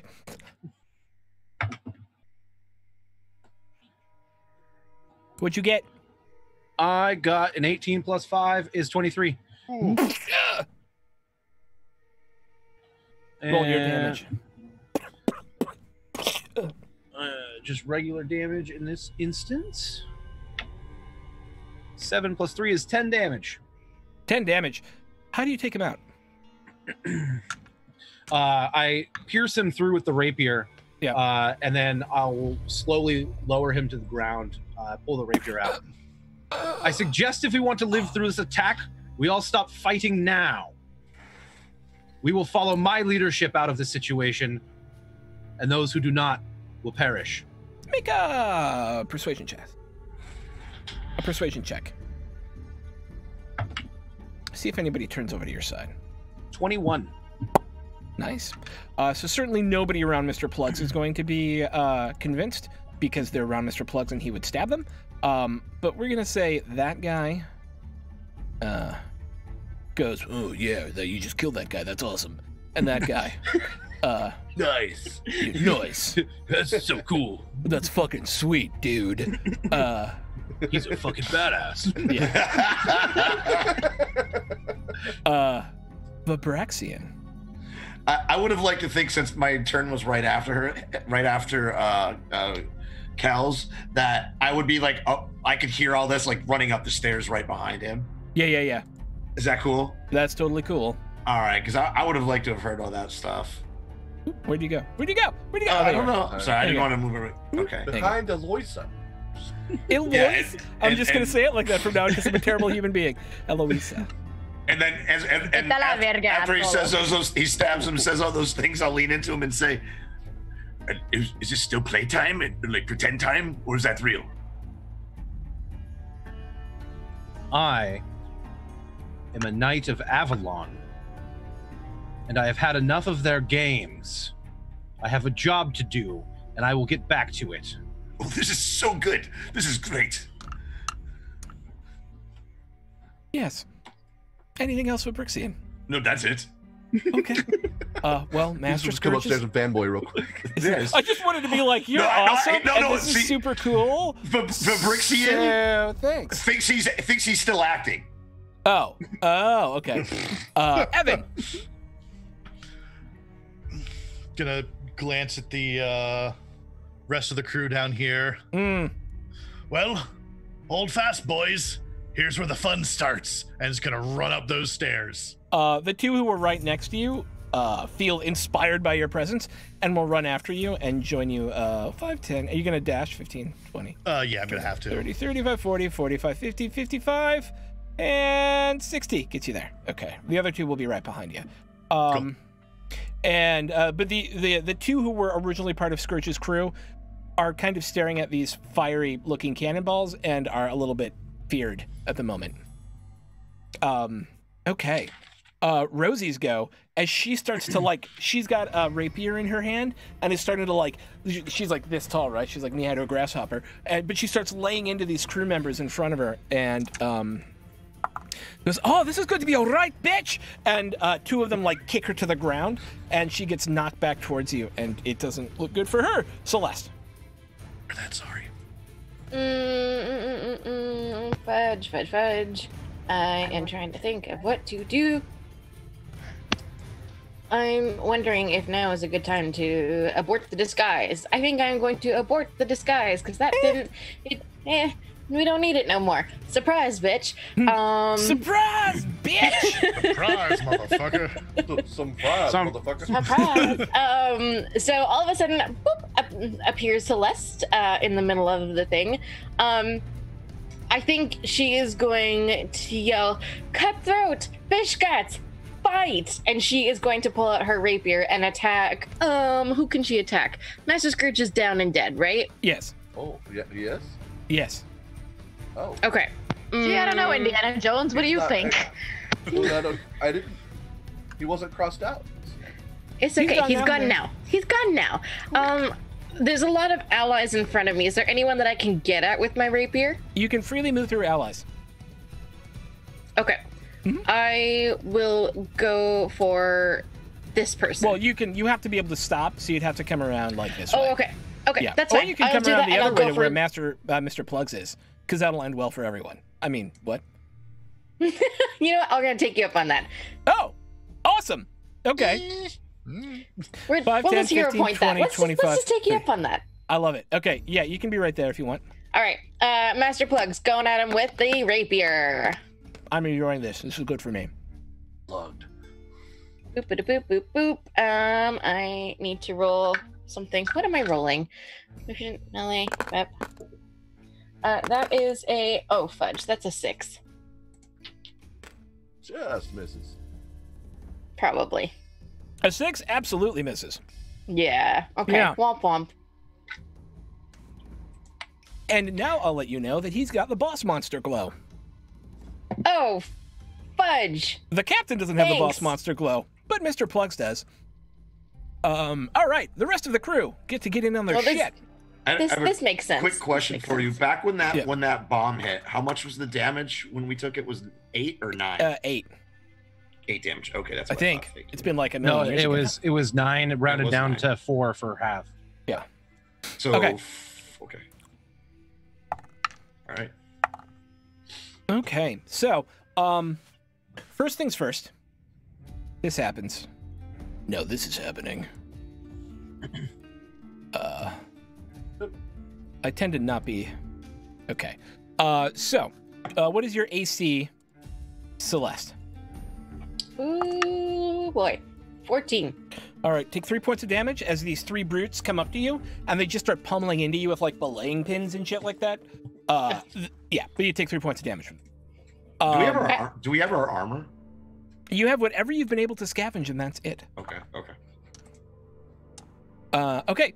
And of the rest of the fight, they're like both sides of the crew start crushing into each other, and it looks like your team's getting the better of it at this point. A number of a few of your friends have gone down, but a number of the baddies have gone down.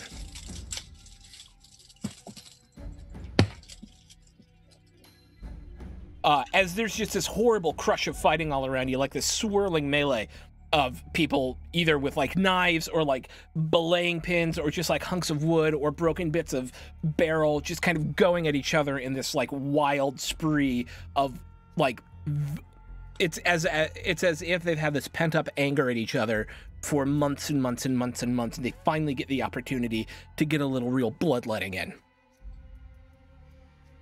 Taryn. Step forward. Oh, that's the good guy. If green is good. To here. Okay. And amulet, lightning swirl through the hand into there, whatever I can reach, and shocking grasp. Okay. Crocking Shrasp. Scheisse. 8. Well, that's not enough. Because you have to make a touch attack, right? It's a touch. Yeah. So they are able to dodge out of the way as you bring your hand forward, unlike Master Scourge, who was unable to do that. Mr. Plugs is going to look at you, Celeste. Oh, anything else? I'm sorry.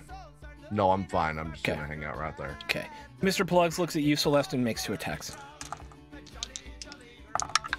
He's got this wide arcing swinging cutlass. He rolls a natural 1 on the first one as you're able to kind of duck out of the way, but as you do, he quickly brings the cutlass around the other way and is gonna hit you, I think, on a 17, right?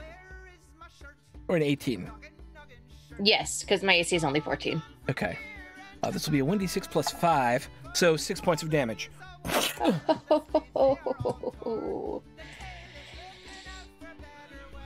Eloisa.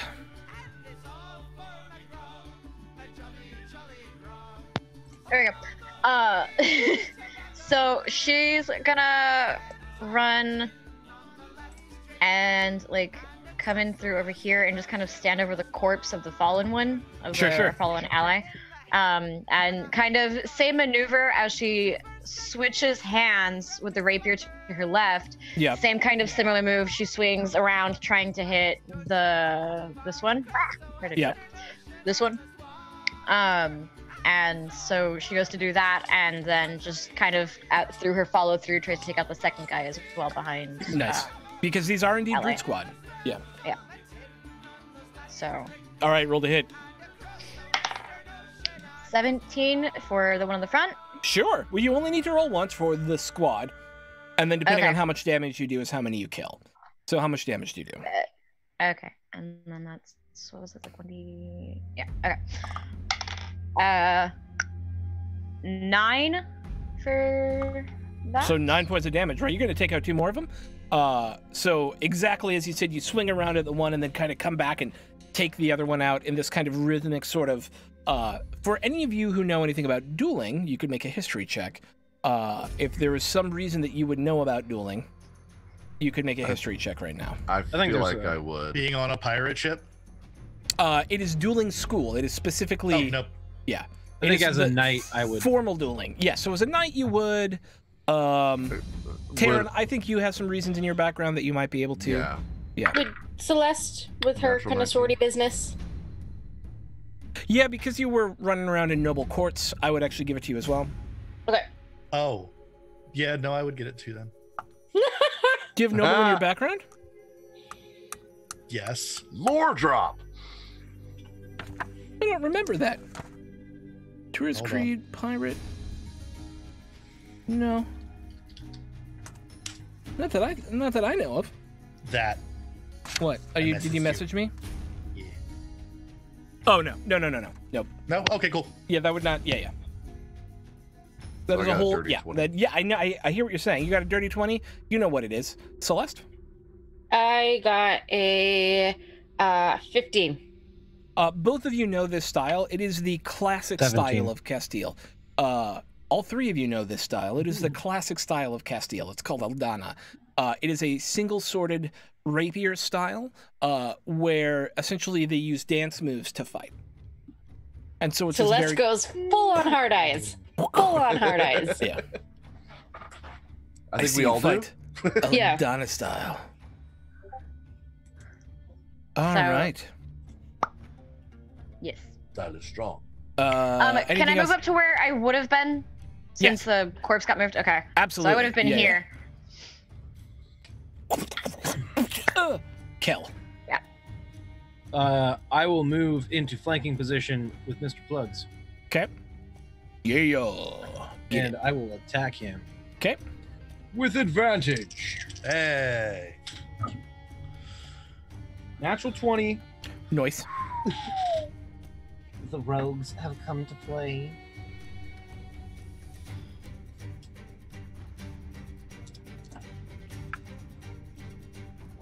Oh, 15, 16, plus 3 is 17 points of damage. Okay. Yeah, you and it looks like it hurt. He will use his reaction to order 2 crew members to attack you. Boop. How do you cut into him? I will for a brief second, go reverse grip and just slash up through his back since he's paying attention to Celeste. Yeah. And then reposition into a defensive stance. Okay. As you cut into him, he goes, ah! He turns around and he goes, oh. Traitor. Get him! And two of the remaining crew run up and are going to try and take you down. They are also flanking, so they will get advantage. And we'll roll a natural 20, which is, because there's only 2 of them, 4 points of damage. As they kind of, like, with that, whatever they have at hand, they're just trying to beat you down. Anything else? No, that's it. The brick scene. Okay, so there are 2 people on top of Kel now. Yeah, there are 3 on top of Kel. Okay, if I have to use a hero point, I will. But Brixian will realize at this point that he wasn't kidding with me, and now realize that he's in real danger. And if I have to use a hero point, I would like to use a hero point because he's going to use his lightning breath. Yeah. And I want to shoot over Eloise's shoulder. Yeah. But at enough angle that I can hit the guys that are holding Kel to kind of like zap them and like shock them off. I love the idea of using hero points to make skill shots. I'm 100% all about it. I think it is awesome, and absolutely. Okay.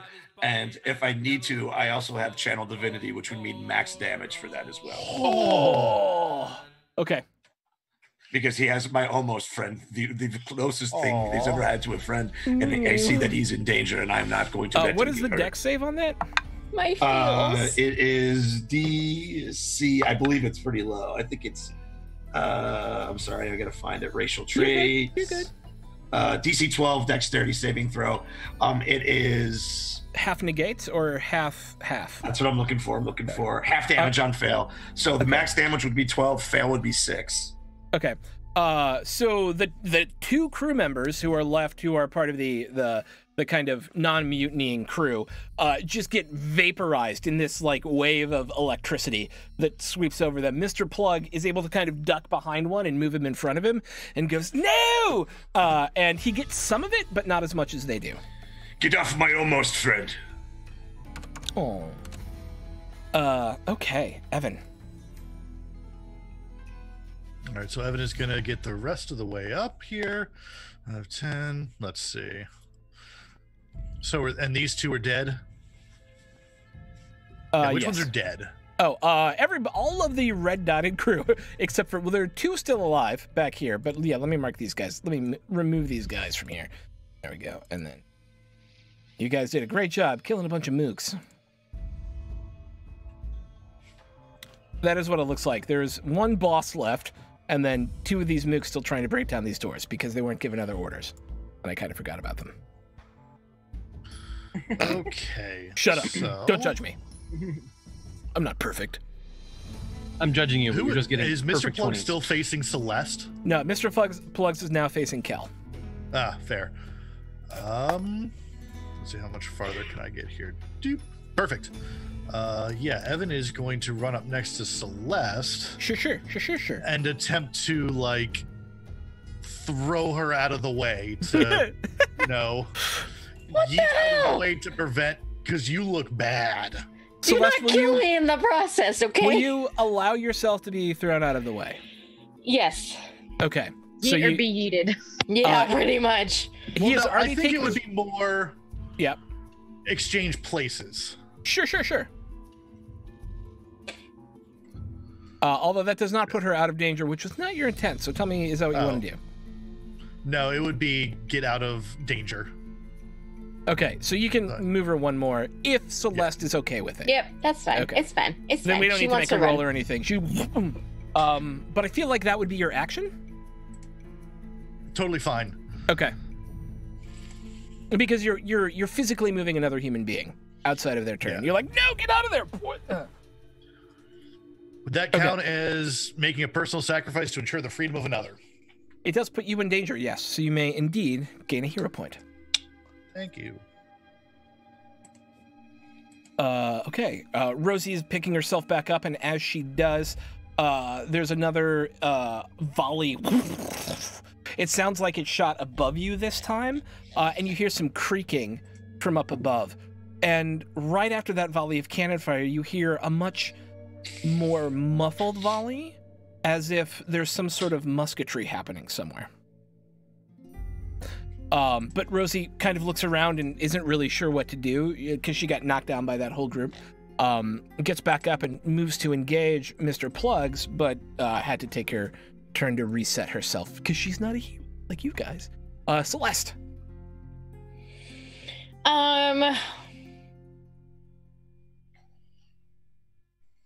Celeste is gonna keep on moving backwards. Okay. I would like to use a hero point. Okay. And what I would like to see happen Sure. is for the doors to open and for Cutthroat Grok and Fish Guts to come out, like, because all the knives and stuff are in there. Yeah. I would like them to come out guns blazing and cut down these two while Celeste runs the hell out of here because she's. Well, Dylan and I she's- just yeah. love that. I love that, and I think that makes a lot of sense. So these two doors burst open, Cutthroat Grok coming out of one, and Fish Guts coming out of the other, and they just knock these two guys down and kill them both. And on the north, you haven't been described Cutthroat Grok yet, Eloisa. She is a tallish-looking orc who is actually very lithe, but has a scar across her neck where it looks like she's literally had her throat cut in the past. And she comes out with this trident and just shoves it directly through the dude in front of her door and kind of rams him into the ground with it before putting her foot on his chest and lifting it out. Fish Guts kicks open the door with a chicken on his shoulder, the last one, and a meat cleaver in both hands, and just into both sides of this other guy's shoulders. And there's like this, and then he kind of slides off the cleavers and falls to the ground. And then they go, thanks for the assist. Neither of them talk like this. Why am I talking like this? Fish Guts comes out and goes, thanks for the assist. It's a bit closer, I think. I haven't used his voice in a little while. That was a great use of, that is a perfect use of a narration hero point. I love it. Taryn. How's Mr. Plugs looking? Pretty good, actually. Is he? Yeah. Okay. Not anymore. Because I would like to use my hero point Yes. to pull out my pistol, Mhm. take aim, Yep. and get a headshot. Get it, girl. Get it, girl. So, y'all mind if I use an advantage on this? Oh, Go do it. for Dude, it. you have so many. You're so beautiful, Sam. Sweet. Oh, thank you. What'd you get? 17. 17. So 1d10 plus. 1d10 plus 2. Yes. Right? Yeah.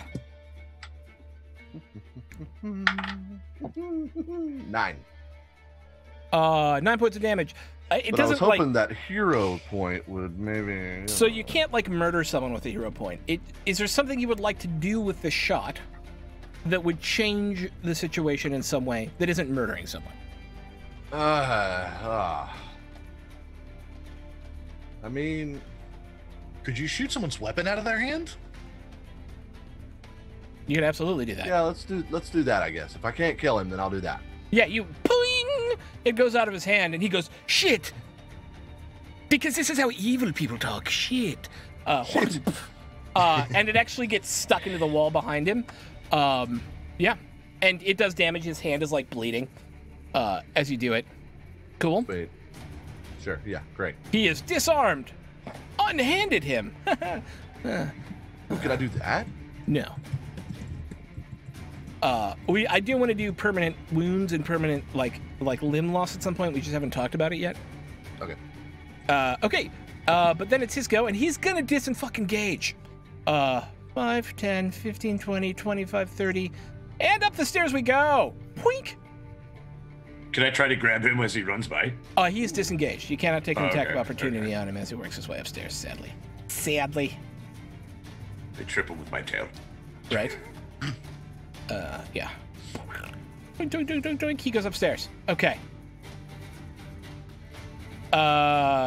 Eloisa, you apparently have new friends and no more threats down here. Hola.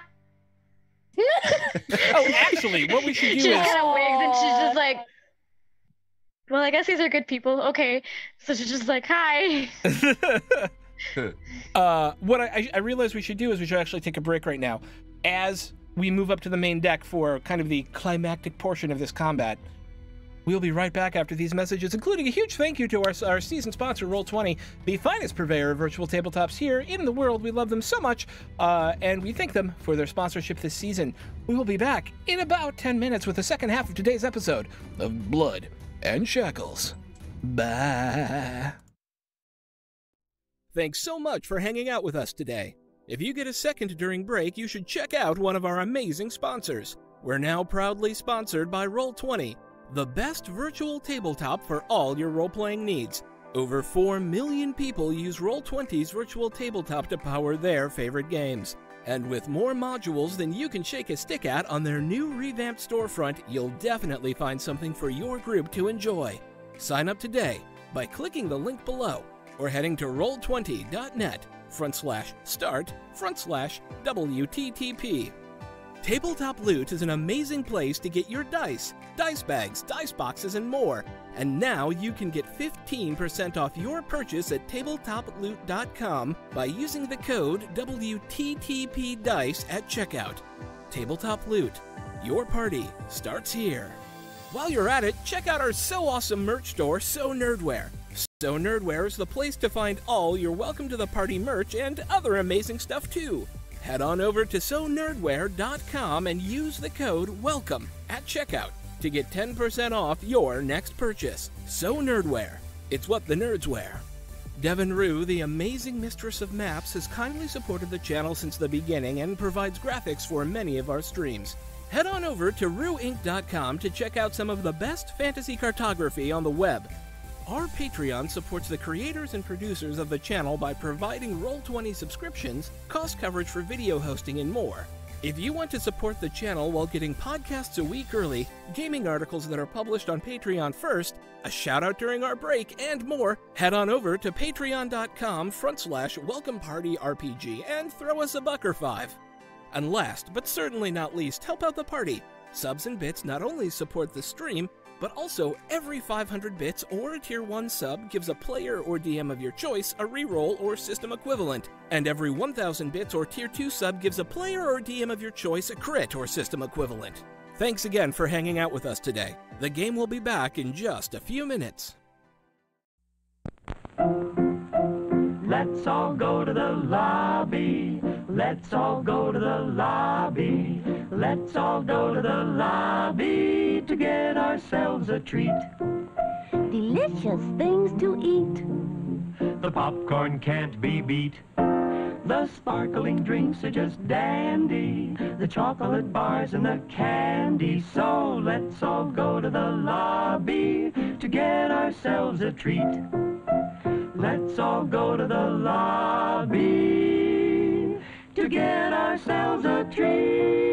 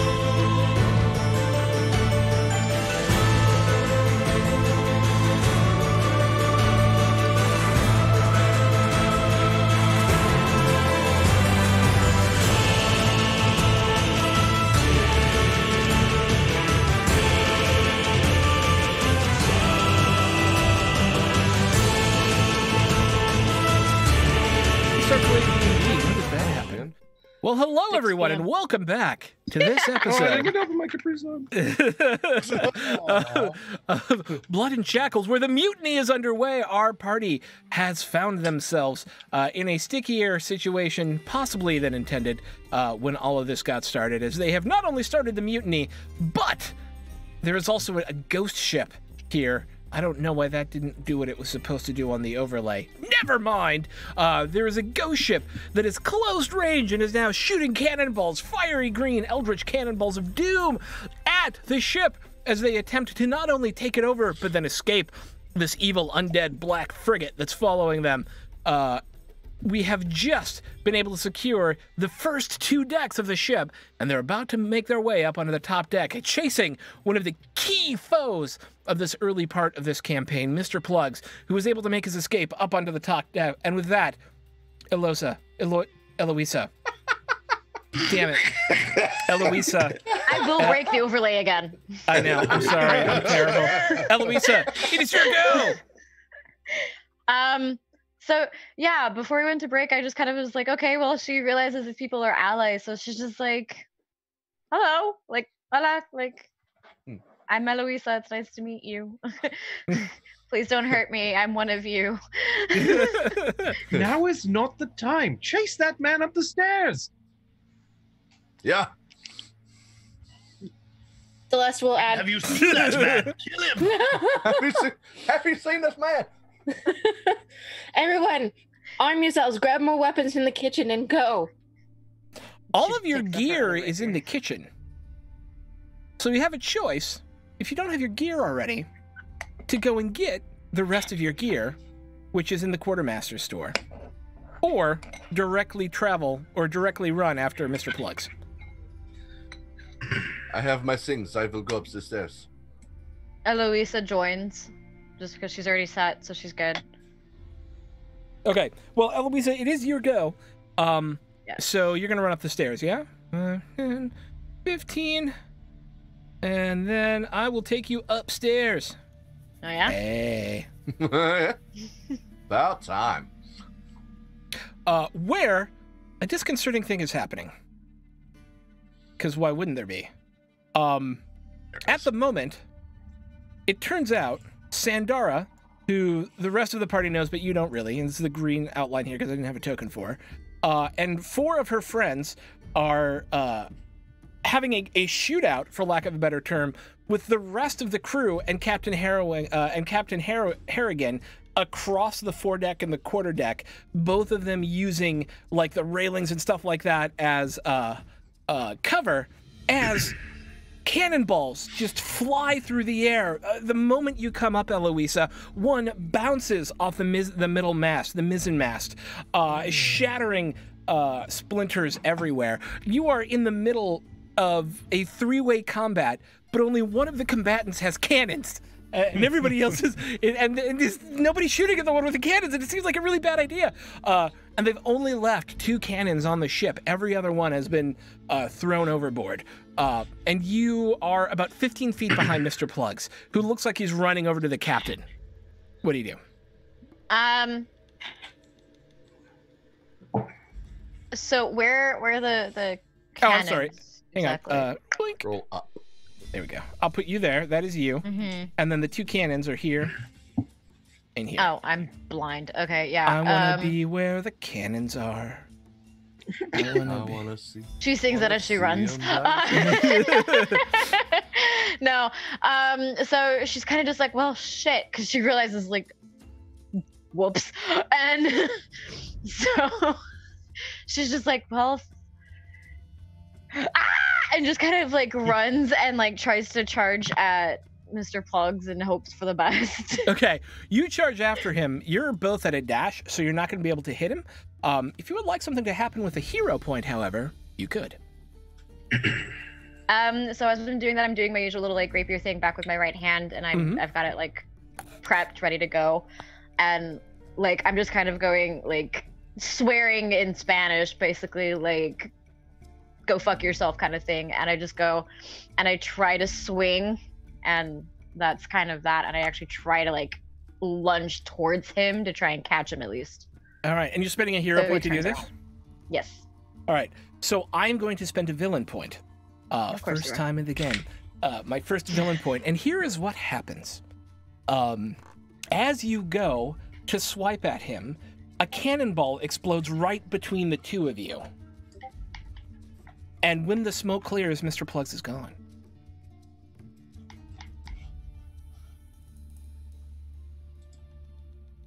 The villainous escape. Long-term villain.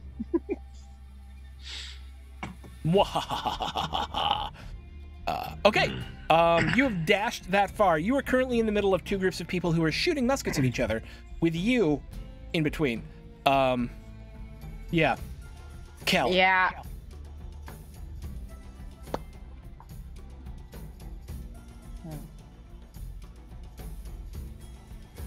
What you doing, Mr. Satra Brisket?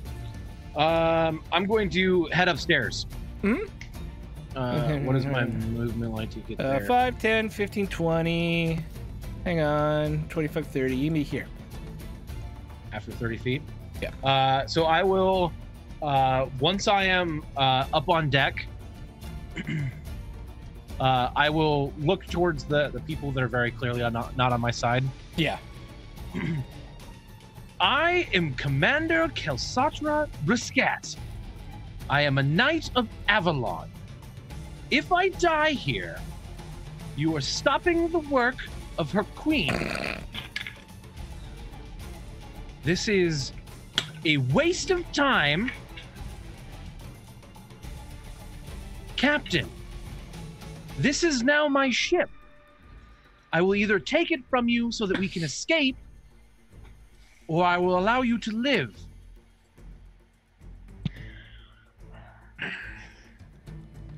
Do you want to die to the undead today? Or do you want to die by my sword? As you say that, Harrigan looks down at you, looks at two of the crew next to him, and goes, "Bring the cannon to bear." And will step out of the way. And these two will swing the cannon this way. Okay. You're that last hardcore.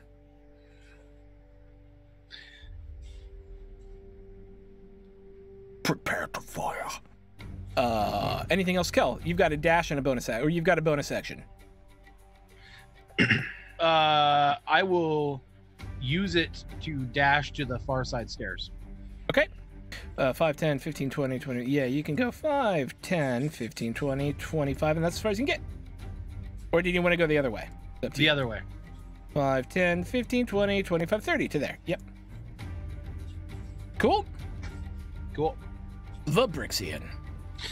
As Kel was running by me before he went up the stairs, I just would kind of shout to him that I have to grab my belongings, and then I'll be up there. And then that's when I'm going to use my turn. Can I, like you said before?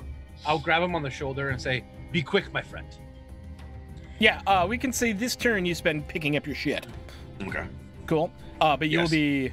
I'm yeah, less you'll worried be about right like my where you gear, are. more about some of my personal belongings, Yeah. papers Evan. and stuff. Yes. Sweet. You spent the Gonna turn run upstairs. rummaging around the hold. All right, you run around the stairs. 1, 3, 4, 5, and that will put you here. So, sees a cannon Yeah. pointed at its own ship. But in the general direction of all of the meat on your end of the ship, yes. I'm just gonna stop, gesture at the sailors there, and sweep their hand to take in the undead that are firing on them and say, "Are the lot of you daft? I know the captain's lost his mind, but the rest of you, you're gonna shoot us when they're shooting at us as well? What's wrong with you? Fire on that ship! And maybe this won't be for nothing." And I'm going to spend a hero point Do what? to activate Tura's Gift of Storm. Oh, nice. Okay. And so basically anyone that's on the deck at the moment will see Evan's hair just shoot blue. Yep. And and they start levitating up a little bit, and their eyes are glowing. And the idea would be to have the storm just become this torrential cyclone over at the undead ship. So it's you're currently experiencing. So it would be everyone gets that. Oh, okay. Yeah.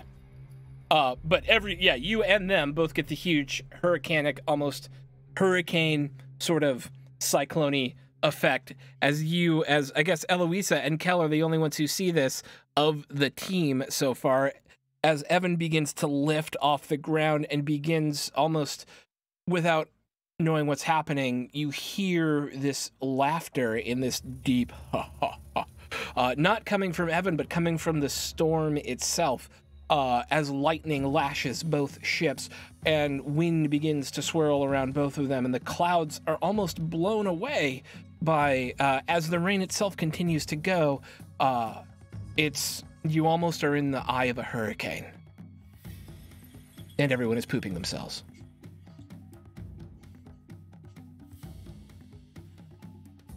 Rosie's gonna grab her shit. After Celeste. pooping herself. Yeah, after poop. Well, she didn't see it. Celeste.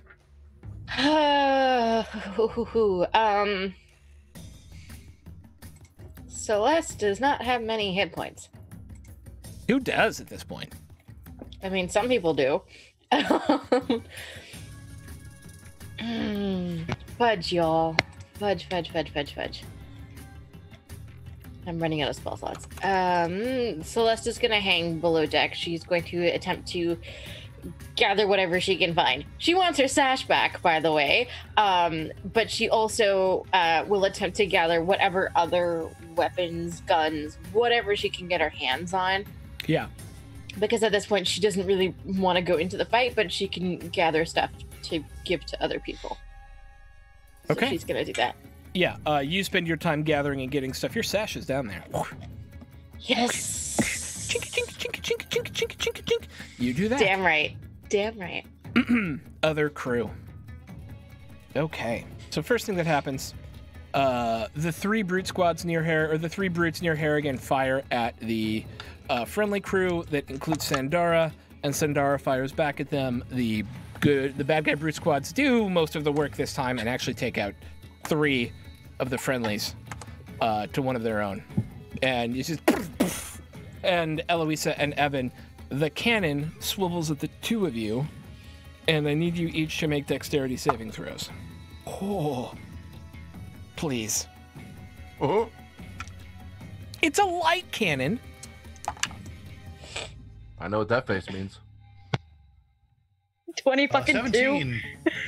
Okay, so 22, you're going to take 6 points of damage. That's fine. 17, you're going to take 13 points of damage as the I'm so sorry.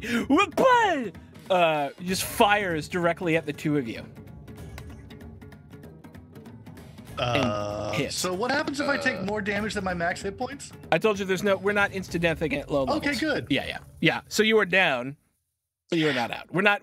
I think up till probably about level 5, we're not going to do more hit points than you have sort of thing, because I feel like I want you. This is an epic narrative story, and so I want you to at least have some story told before horrible tragic things happen, right? Tragedy is good, but not on session 4. Does that make sense to everyone? Because otherwise it would be immediate death, and that seems no fun. Yeah, we don't want that. Although anybody could spend a hero point to change that. Without that, it's and Evan, you're knocked out. Eloisa, you take 6 points of damage as the cannonball kind of smacks almost directly into Evan, doing grievous damage to a leg, and out flat, and you take a lot of the splinters from it into your chest and legs. As make a perception check.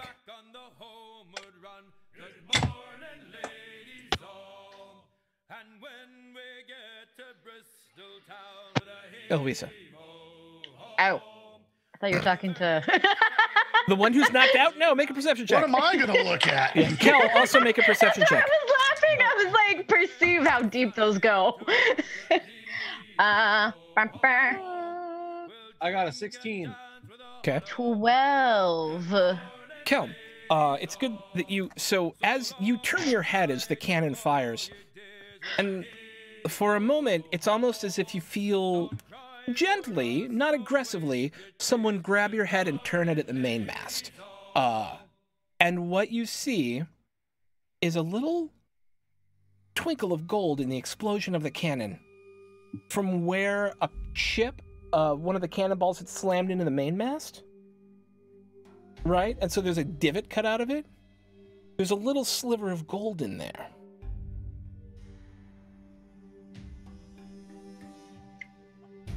Can I do anything with that though? I'm like, You don't see it. Kel Yeah, I does. was like, wait, okay. Yeah, I was like, I'm going to look for anybody that's conscious that would know what the fuck that means, and be like, none of them are up here. But it is Terran's go. I'm gonna go up there. Okay. All right. Where did you end up? Okay, 5, 10, 15, 20. You can be like here-ish. You can be like here. Okay, cool. Let's try a little bit of this. Let's see. That's 30 feet, right? And the main mast is here. Is Captain Harrigan within Yes. 30 feet of me? I'm not sure. Let's find out. I'd like Yes, him to just 30 feet. be. Perfect. Because I don't know anything about any gold shiny. I don't Not know yet, you anything. do not, yeah. Like No. I see that morons are shooting our own fucking ship, Yes. and so I'm gonna cast Witch Bolt at Captain Harrigan, Okay. Oh, and so that is a 2 hits. Hiya! Ooh, Hi-ya! Beautiful. Yeah. Dirty 20. That's gonna hit. Perfect. He takes 1d12 lightning damage. Okay. Click. Let's do 8 damage for that. Did you know that And on- GIF are immune to lightning damage? No, I'm totally kidding. That's a joke. Fuck. Also, we'd all be a little screwed.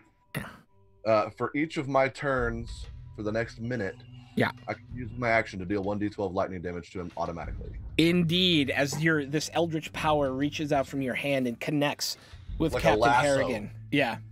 And I just, boom, and it's just, dare you? This is my ship. I'm just holding it. unlimited power. Yep, I'm palpatining. Yeah. I'm palpatining Captain Harrigan. Perfect. Yeah, all right. That's my goal. How much damage was it? It was 8 damage. Okay. Are we back to Eloisa? Yeah, because everyone else did random stuff downstairs. Eloisa. my leg! I mean, there's only so much she can do, because ow. You're not hindered.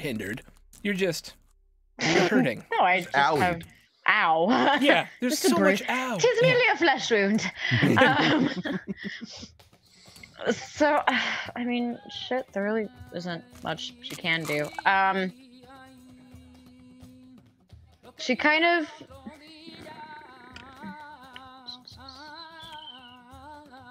1, 2, 3, 4... Mm-hmm. Yes. Okay. So same trick as before, where she runs and she kind of goes 1, 2, 3, 4, and 5. Are they up on the thing? Yeah. So Okay. are we talking about like these two guys right here, him? And Yeah, him? the one that I've Yeah. got her like. And you I kind of put want her to here. run between them. So you'll be Yeah. stabbing up at one of them. The other one is on stairs, and so you'll be kind of across at him. But you can totally do that. Okay. So yes, that. And again, same thing. A little more of like flourished blade because I'm running a little bit more, trying to like keep my grasp on the hilt. Yeah. Because ow. And so she does the same thing, and 14. Mm-hmm. How much damage do you do? 7 plus 8. 15. You kill both of them. Just with a Yeah. That So it's like striking she like flourish, kind of yeah. like tosses and catches and just cuts through. I love it. I love it. And we're straight killing all these guys, I would imagine at this point. Yeah, at this point. Yeah. She's just like, kill or be killed, and I already hurt, so get out of my way. Right? Okay. So, Cal. What kind of cannon is this? How are they firing it? They have to roll it back. It is a naval cannon. They have to load it from the front, and it takes it would take like 8 turns. Okay. Yeah. So they only get the one shot with it, essentially in regular combat. Oh, okay. Yeah. Cool. They do have another one over there. But... I would like to move to here. Yeah. And I would like to attack. Do it. Minions.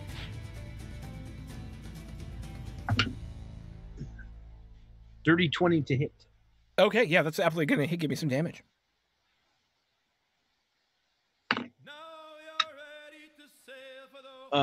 That is going to be 8 damage. You kill one of them, and the other one is kind of down on his knee.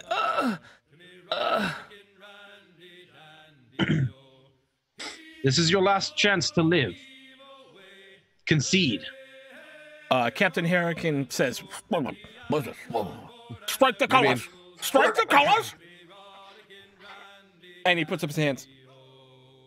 And the dude next to him just kind of passes out.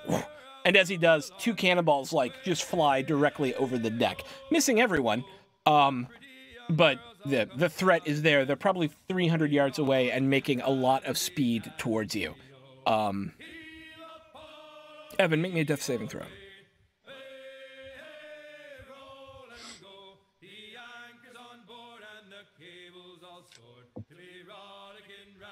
Sorry, what do I have to roll? It's a D20. It's just straight D20. D20. No plus. 5. You have failed your first death saving throw.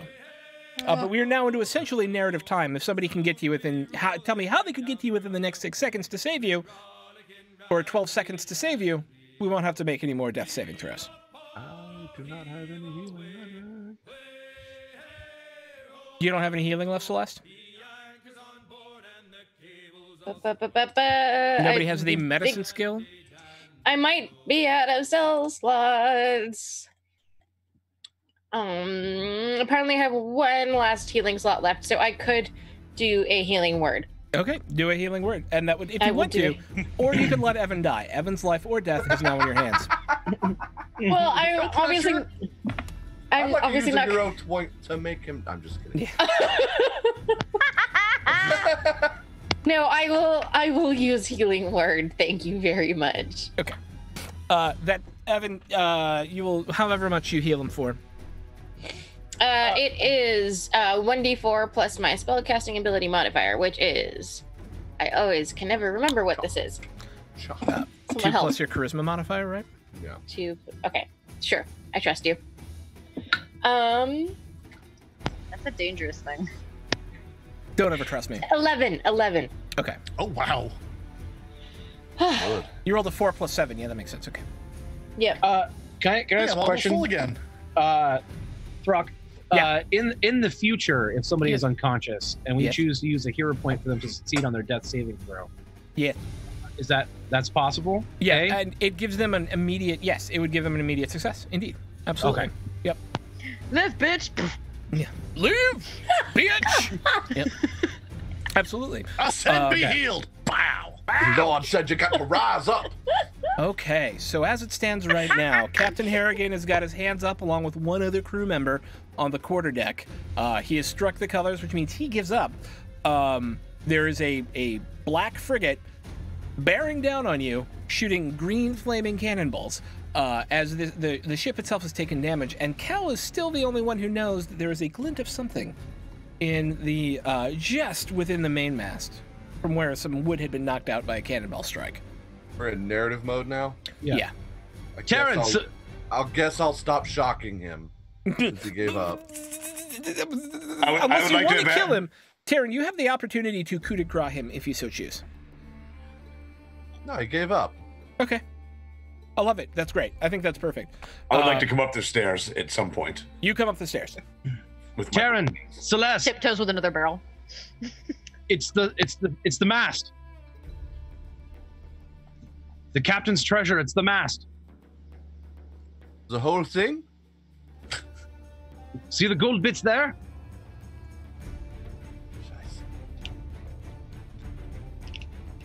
Celeste will very cautiously kind of come creeping up the stairs with her arms full of stuff for everyone. Daggers and guns and knives and all kinds of stuff. She's just got her arms full of stuff. And she is basically just peeking up onto she's just peeking literally just her eyes and nose only, because she's just like, why am I being summoned? Oh god, I don't want to die. Oh god, they stop flying around. And she'll be like, oh my, we found it. Can't we use that to get out of here? Can't we use that to get out of here? It can travel, right? Does it look like it's just up there, or is it would be within reach, but it's not all out. Oh, then I'll reach up and... Yeah, I'm saying a bit. You can see a bit of something that has been at some point embedded in this wood, but you have to do something to try and actually get it out. You can't just pull it out because the whole thing's not uncovered. Right? You're seeing just a glint of it. I don't have any big things to hit with, so I'll just take my pistol and shoot the wood around it. To see there are tools. Oh, there's tools. Then I'll grab a tool. Yeah, I mean it's still a there are axes everywhere because it's a ship and saws. Ka-ching, ka-ching. Make a couple strength checks for me.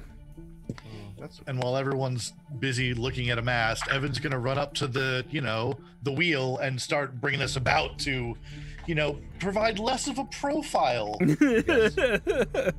11. Okay. Go again. Yeah. And anybody can help with this. 18 on that one. Kel will assist as well. Okay, so take advantage. Okay. Can I'm just mostly wondering how long it takes based on how much damage is going to be done to your ship by the end of it. Okay. And Evan, make me a survival check. That is your sailing check. 18 was my strength check there. Okay. Okay, you are able to get the ship turned. It doesn't look like you're going to be able to lose them, but you are able to mitigate the damage from the direction you're moving in now. Eloisa? Were you saying something? Oh no, you're muted. Never mind. Celeste, what were you saying? I was just saying, I think because there's still a couple of people that are below deck, I think Celeste, with her arms full of stuff, is basically like, okay, everyone, come on, come on up. And she's handing each one a sword as they run up the stairs. Yeah, a bunch of people start running up the stairs. Some of the surviving crew members and Cutthroat Grok and Fish Guts and everybody's kind of running up the stairs, and they're like, oh God, what are we going to do? And as and as everyone is kind of looking off at the ship, as the wormwood begins to turn, as the worm turns, the former captain now is, what are you doing? Stop attacking the mainmast! What are you doing over that top? You, with the help of Kel, with you two just working at it with axes, are able to uncover enough to pull something large and golden out of there. It looks like a rudder. In fact, it is obviously magical, Taryn. I will tell you that. And you can make an Arcana check, or Evan, you can make an Arcana check. Not proficient. Or anybody could make a history check. I actually trained this character. Especially if you have something like Esploratore in your background. Oh, that's Brixian does. I think I do, yeah. What the fuck is this? I'm trying to find it. Okay. What do we have in other notes? No, features. Oh, what's the hubris thing? Does Eloisa... Do you know what do we put them under? Oh, you have Esploratore, dude, and Explorer. You are an Explorer. Yeah. You can make a history check on anything anytime you want. Okay. Nat 20. Okay. Nice. Two nat 20s. 2 nat 20s on that. Evan, what your nat 20 gets you is this is an obviously magical thing. It combines multiple schools, and the way that you and it makes space weird. It's some combination of speed and shortening distances, but only in a straight line. And it's like space folding, except at really high speeds. And Mabrixian, you know this is what's called a Cyrnith tiller. Oh yes, I read this. It's one of Mr. Klurpin's favorite books. He read this, and what was it called again? It's a Cyrnith tiller. Yes, a Cyrnith tiller. What it does That's is the last time I'll say that. It very quickly moves a boat from one position to another at high speed, and there's not really any controlling what happens in between. It's kind of like a speed boost of sorts. Would I know where to attach one of these things, or does it just work right where it is? You don't know how to activate it, but Evan does. All you got to do is move the tiller.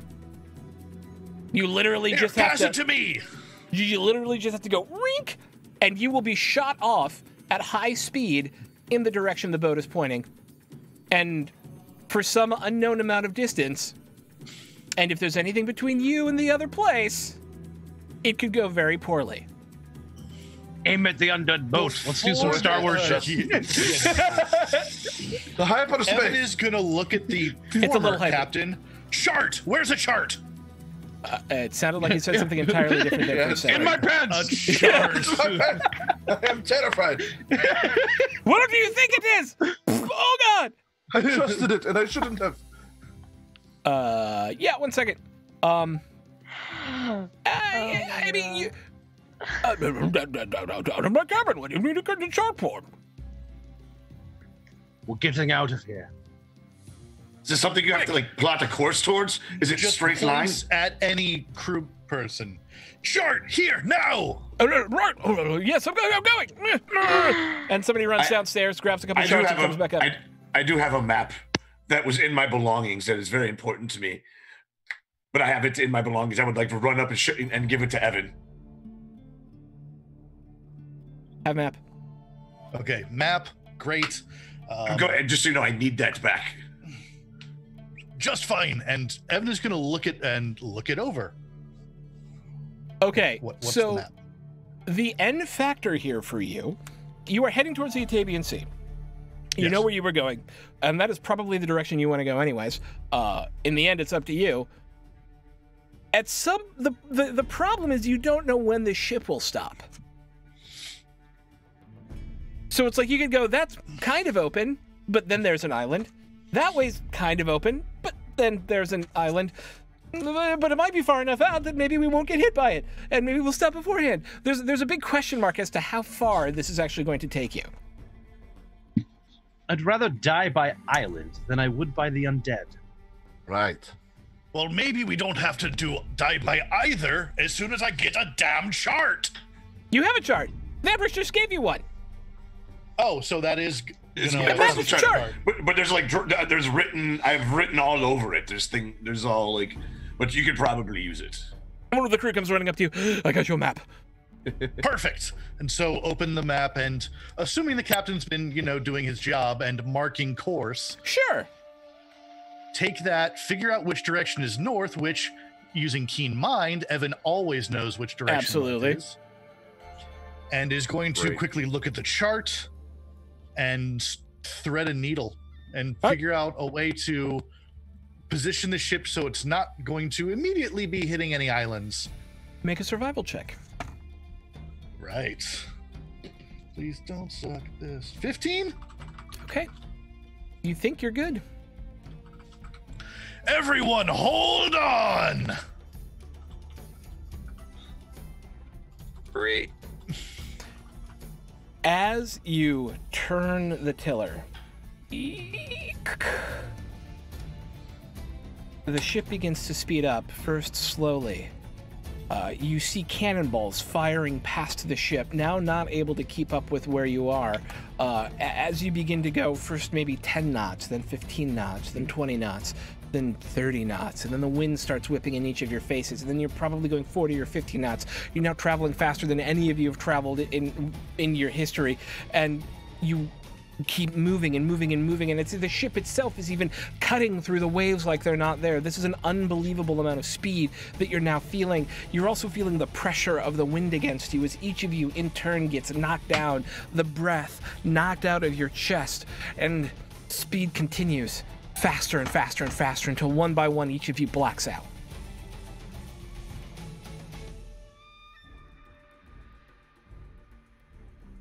When you wake up, Grab up a The ship for a sun. little makeup.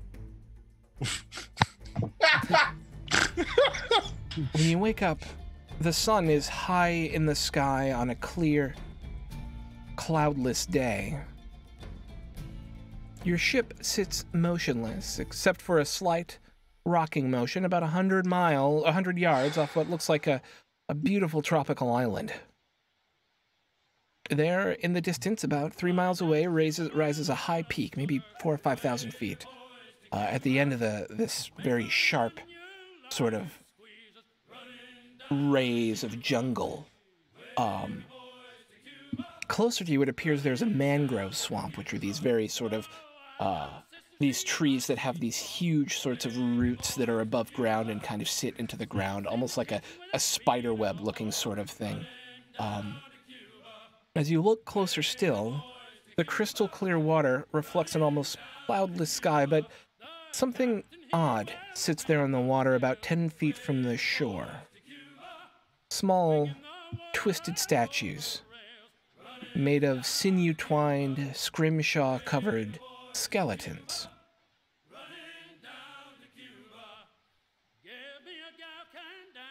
And I've just shown you my handout, you should see. Oh, it looks cold. Oh, boy.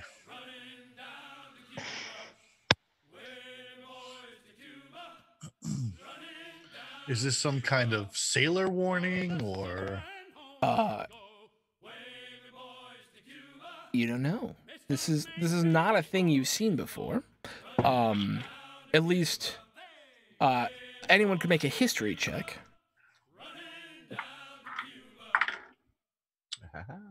19. 16. Ooh, 19 24. plus 25. 19. I got 21. 17, Shit's in the bag. 18. Start raising my DCs. No. Calm down. Yeah. So these, some of you have heard about these before. Actually, anybody who got over an 18 has heard about this before. There is a rumored shore denizen called a Grindylow that are particularly nasty aquatic, semi-aquatic humanoids who like to eat the flesh of other sentient beings and tend to worship not elder gods, but the deep things of the world. Yes. In another story I read, something about these things. Have you ever heard of a Grindylows? Oh yes, there's tales of some pirate crews that befriended some, and recalcitrant crew members. They'd lower them into the water just enough to take off a foot or two.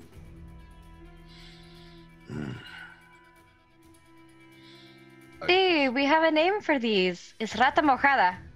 It's wet rat translated, basically. Who knows how to steer a ship? We need to leave Not this it. area. Not it. Evan is our helmsman. Please get us out of here. Let's figure out where here is. and Anywhere break away out from the chart. Grindylow.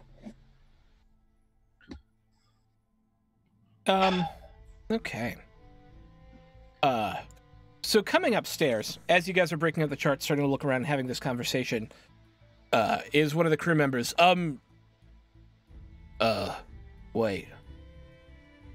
I have news, but I don't know who to report it to. You can report it to me for now.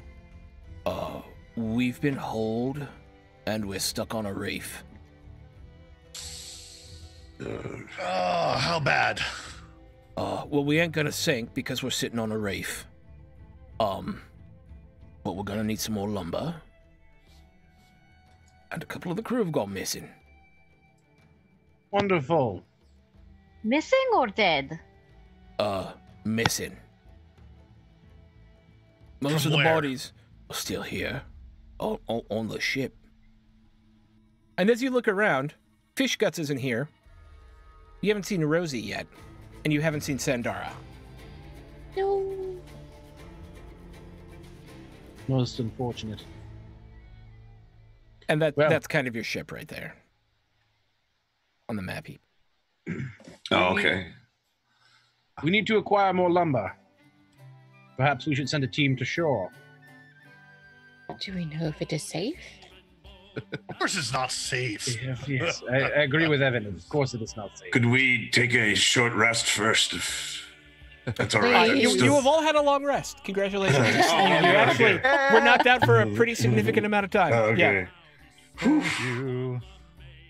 Bye bye, higher armor Damn. class. So- We put our armor on and stuff now. So, very clearly, we need to go aboard shore. Why are Okay, you looking we at me just like need to that? pause for a second, and I want to just say I love your RP. I love it. It's actually pretty solid RP so far, and I love it.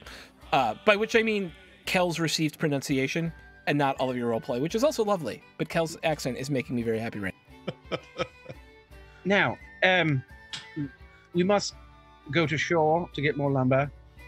Obviously, the ship is not going anywhere, so I don't feel that we have to worry about who we are leaving behind on the ship. Do you agree? What? Oh heavens, man! Catch up. I'm a knight of Avalon. Ah. Well, I got that part. Just really? All right. Yes. Good No, heavens, I mean yes. the whole. That's fine. Yes. Do you think anybody really talks with a voice like this? Heavens, no. I'm a man of class. Oh well, of course, sir. Right, you Terran's got my gonna sir now, right? No, not necessarily. formal bow. Oh, there. No. I am afraid you're taking this quite too far. We're not simply. groveling enough. I am sorry. I'll drop to It my is knees. not. He It did is not. the kissing feet too. It's not me that you should be groveling to. You should be groveling to the queen. It's too late. I am groveling already. And I, Sorry. No, it's okay. Something stuck in your throat. Yes. A bit of to hell with your queen, but you know. Oh, I understand. I understand where you're coming from. Common misconception. She is quite wonderful. You'll change your tune in due time. Right. Well, I As have soon as she no idea. unhangs all, you know, my friends and family, that's fine. Oh, Awkward, ain't it? Cutthroat Grok comes storming up the stairs at this point. He goes, "They took Fish Guts!" who is they? I don't Who is know. Fish Guts? But he's not on the ship. So how do you know that he was taken? He's not on the ship. Are you out of your mind? Of course, if he's not on the ship, he's been taken. Oh, What well, do you maybe they expect just us to go on a disappeared, but walk? No, no, I we believe just he went. has free will. He could leave if he wanted. He could leave. he would never leave the ship. He could have fallen off. I guess he could have fallen off. This is true. Look, I don't know what the lot of you are on about, but I'm going to go find Fish Guts, and you two can sort out whatever your squabble is. I don't know who this bloody queen is, and I am from You a all know who completely different okay, so- place, so I. Quick pause. Everybody knows who Queen Elaine is. Queen Elaine is the Queen of Oh. Babylon. She's roundly seen as the least sucky queen in all of Thea. She is, in many ways, the definition of a good queen. She is a vague fan of piracy as long as you have a letter of marque. Oh. She super hates Montaigne, and is rumored to be allied with the Fae, which is a good thing or a bad thing. No one really knows. But as leaders of countries in Thea go, she is considered. It could be worse. It could be significantly worse. Yeah. She is not by any means the evil sort of queen. She is much more the like early Queen Elizabeth, where everyone kind of liked her. The first one. So question there. As someone Yes. from Ifri, would Yes. I know that? Yeah, everyone, you, especially having run around in imperial courts, Okay. would absolutely know who the leaders of every country, both in Ifri and Thea, were. Is this someone she needs to give a flying fuck about? A Knight of Avalon is a direct Yeah. servant of a queen, as in like has probably hung out with that queen, might be friends Okay. with them. So yes, Yeah. Okay. yeah. All right. I don't want to paint her how- as roundly good, but of people you would have a bad opinion about in leadership, you would need to kind of have a very specific reason, because she's kind of the And least could- shitty. And kind of compared to Celeste's background, yeah. Okay, that's fine. And I Well, witnessed all of this, sir, I would like to go find our chef.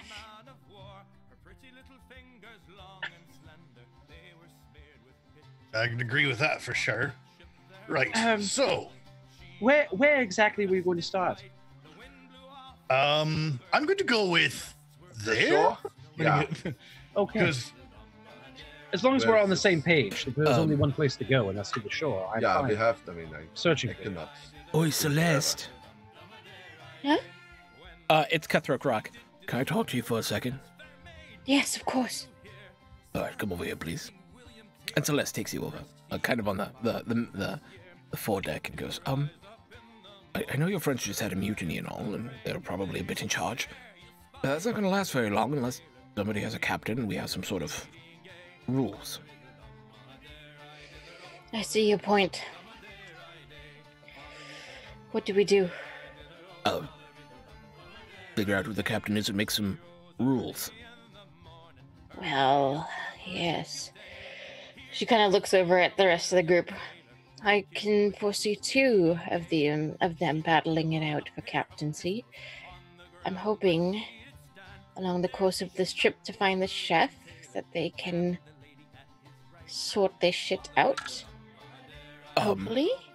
Well, I mean, if you're assuming it's going to be me, that's what I took from it. I, Sweet summer child. yes, well, you know, I mean, it'd be, you know, it's the son of a nobleman, of course. You know, I would assume that, like most people would want me to put right up at top. You But now have... Dirksian, I don't think any of us would want to put that burden upon you. You have so many great talents that it would be a shame to tie you down such with a captaincy. Agreed. Yeah, you know, it is very tiresome at times, but you know, it is in my blood, and it's been told to me that, you know, he just keeps rambling on and just low key. Correction, Cutthroat. 3 of them. Well, it probably shouldn't be the Dragonborn.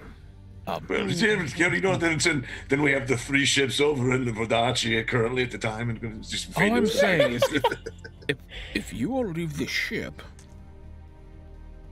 you won't have a ship to come back to unless somebody's in charge. These are sailors. This is a freedom. You go gallivanting off into the jungle and no one's in charge and has set down some sort of law, then there's not going to be a ship here when you come back. Oh, I would imagine you're this right. crew is scared, it's hungry, it wants to know what's going to happen next, and it needs a head. You're right. You're right. You're right.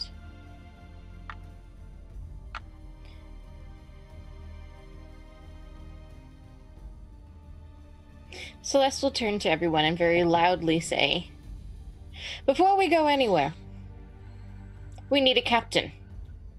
We need rules. We need an agreement. We are tired and hungry and, well, I know for myself, incredibly sore. So, Whomever would like to throw in their hat for captain, speak now. Thank you. I really appreciate your vote of confidence, and I will do my best to lead you. I will stand opposed of Fabrixian. Thank you for your vote, my friend. Opposed Fabrixian. Stand opposed. I'm running against you, my friend. Right. Thank you. It'll make it look like it's a good fight. Thanks. So you had our equipment, right? Yeah, you all have your equipment now. Oh yes. Evan is going to reach down and pull up a long leather coat and shrug it on and affix a like a musketeer style leather hat. And on the back of it on the back of the jacket is the symbol of the Black Cross pirate family.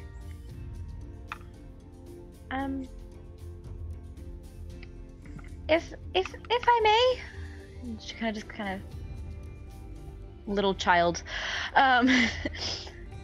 Senora Celeste, why don't you be our captain?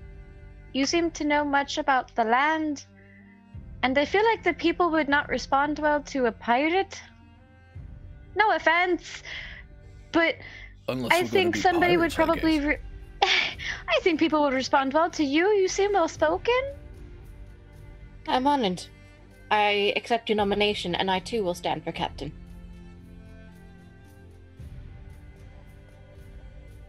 So then there are 4. Whoops. The whole team. Anybody with a drop of sailing lore would look at, would know that the family that Evan comes from is a relatively famous pirating family. Now, they are from Usura specifically, which is kind of fantasy Russia. With the utmost respect to Fabrixian, I do not feel that of the 4 of us, he is in the same league as the other 3. I think his best role is served as an advisor. I'd agree with that for sure. As he has done in the past. Now, to whom, that remains. My background is that of leading a military unit and engaging in stealth missions on my own. I am adept at hiding who I am, why I go places, and I'm fairly good at sailing.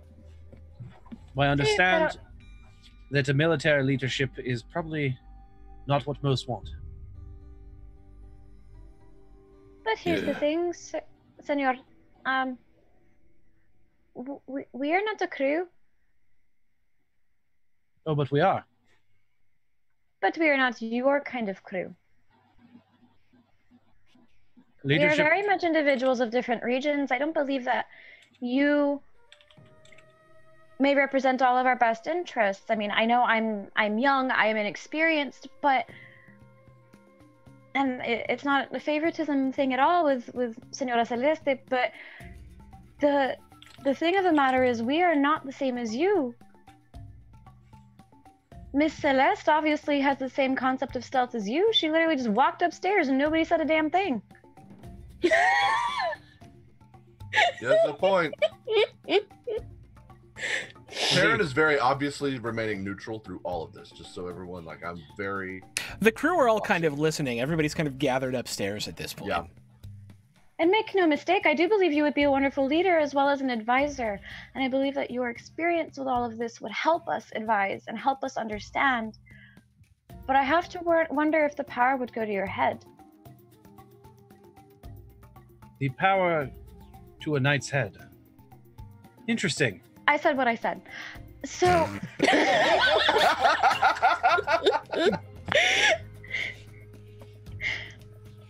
I mean no offense, of course, claro que no. But Child, I do understand that this is not the Queen's ship, and this is not part of the Queen's navy. I understand that this vessel does not work on behalf of my Queen. And I must tell you that I am out at sea on a mission for my Queen. But on that mission, I have free will. you may have free will, but you still rule under your queen, do you not? That will only pertain to instances where Avalon is to be protected, or I find who I am looking for. Well then you can protect your Avalon, but not as captain. Listen here, I see each of you. I see each of your strengths are diverse and varied backgrounds. I agree with the young one. I can rule, well not rule, I can be captain as a neutral party. I You will don't not seem be... so neutral, because every time that Avalon is mentioned, you strike it. Have It you is mentioned against that me because I'm a every knight of time- Avalon. I am not against you, to be clear. Avalon is as good of an opportunity as I have. Look, I can't speak for my queen. I'm not fond of her at all. And once you know more about me, you will know precisely why. In the meantime, however, I don't intend to run this ship, if I am given the opportunity, as the sole leader of the ship. Instead, it will be me who, yes, gives the orders, but with the advice of all of you. As a community, as a group, each voice will have an opportunity to speak. And together, we will make decisions for the good of all of us. It's And very yes, if that tyrannical. means that you... Pardon? Keep going. And yes, if that means that some of us need to speak for Avalon, you will have the opportunity to speak. If some of us need to speak for our pirate clans, you will have the opportunity to speak. And as a group, we will have the opportunity to decide, and I will ensure that as a team, we all collaborate to ensure that we are fed, we are clothed, we sleep, we run, we operate, and we remain free and safe. I will not be sole captain, merely acting captain, I suppose. Question for you, Celeste. Aye. How many ships have you crewed upon before? A couple. Admittedly, I do not have as much experience as you do. I'm more familiar with circuses. But even there, you need leadership. Agreed. Circuses and courts, I should say. A circus and a cart is not quite the same as a ship. A ship needs... It's good to have democracy among a crew, especially among a pirate crew, which, like it or not, every single person here is now a pirate. Minus you, good sir. Pointing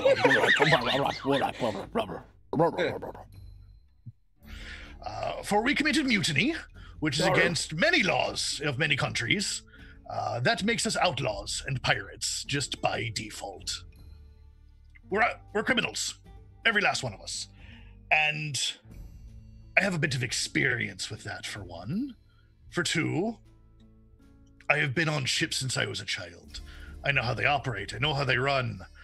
I know, well, lots about ships, honestly, and frankly, we all have diverse interests, right? Everyone here wants something different. Gold, money, doubloons, I just want to learn. grog. So my first question is, how would you plan to pay this crew? Here's a couple of things. One, I'm already on the run, so I have nothing to lose or gain. Secondly, how do all of you expect to get paid in any case? We have nothing on this ship. Everything was thrown overboard, and we are marooned. So, if we want to get paid, we are going to have to work together. Third, Evan, since you know your way around ships, be my first mate. Let's go, Will Riker.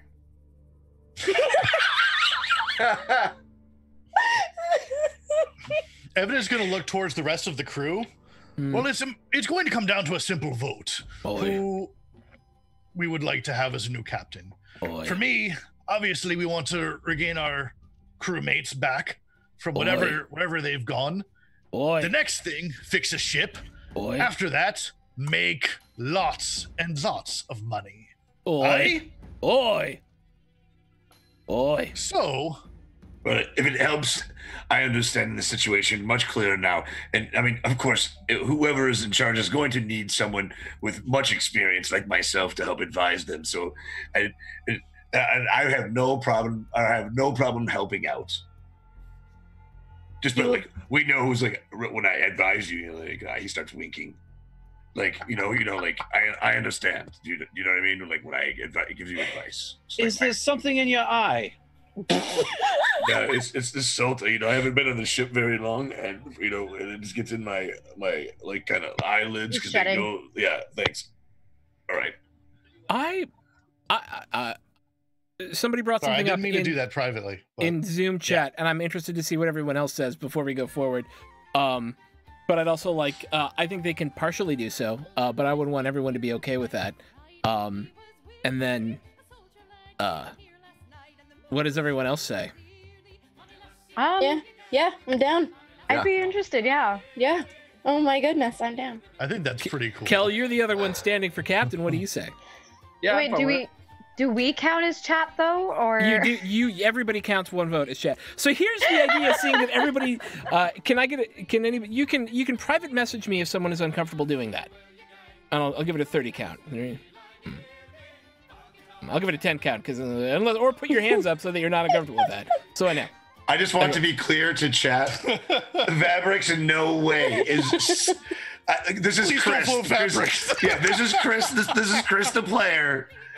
I have no intention of Vabrix leading a crew. At all. Just to be very clear. Okay, all so right? Yes, I think we've got you. We want chat to vote on who captain should be, and I'm going to do it very specifically. What we're going to do is allow Kel, Evan, and Celeste each to give one last pitch. And then we will have everyone in chat. I'm not going to vote because I feel like that would be deeply unfair.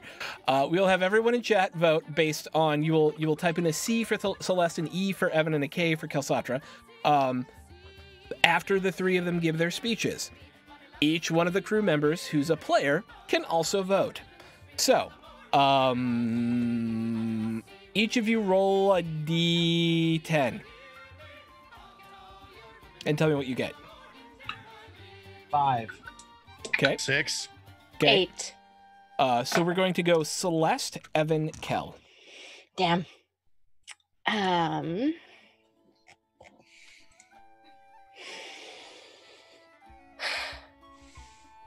Listen here, all of you. On one hand, we have a Knight of Avalon, who will put his queen above all. On the other hand, yes, we do have a great pirate leader, and yes, we are all indeed pirates. Boy. But not all of us signed up for this. I certainly didn't sign up to be a pirate, although I am accepting of my current fate. I promise to keep all of these priorities balanced. I want us to find those of our crew that are lost. I want us to be able to repair this ship. And I absolutely want to see all of us get not only paid, but the reason why we all set sail in the first place. I want to see each of us succeed and thrive collaboratively. And that is what I am standing for. Right. Grumble. Evan. So, here's what I stand for. If I'm your captain, we're going to be going after prizes because that's what pirates do. The moment we took up arms, we became pirates. And, well, pirates don't leave their own behind either. So we're going to find our people. Yar. We're going to fix this ship that will become our ship. Murmur. And then we're going to take to these seas, and we're going to have adventures and profits and rum unlike any that has been seen before. Rawr. Rawr. Okay, anything else? All right. Kel. I am Kelsatra Brisket. I am a knight of Avalon. You killed my father, prepare to die. No. The other people running for captain will tell you that that makes me single-minded. That the only thing that I care about is my queen. I will not shy away from the fact that I am out here on a mission. I am searching for one person. I am searching for a needle in the haystack. While I am focused on this goal, it is not the only thing that drives me. I did not sit by idly when we were press-ganged into duty. I was a ringleader of this mutiny. I was instrumental in how it played out. The other two people were also instrumental, and they played large roles. They should be applauded for that.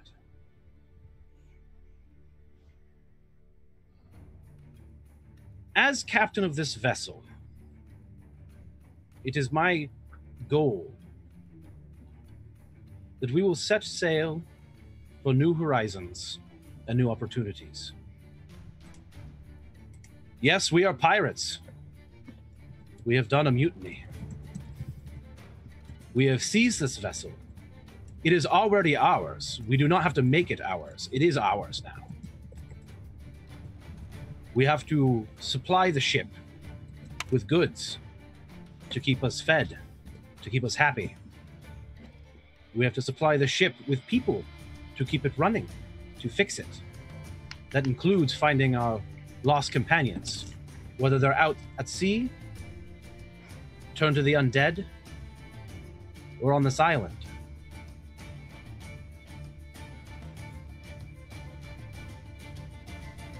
Everyone aboard this ship is important, and their voice should be heard.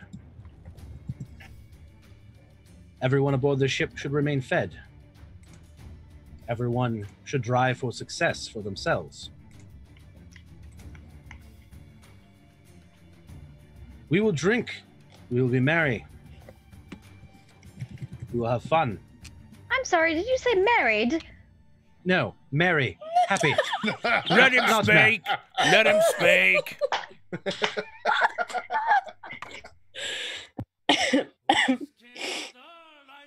And we will do great deeds across the ocean. We will make profit.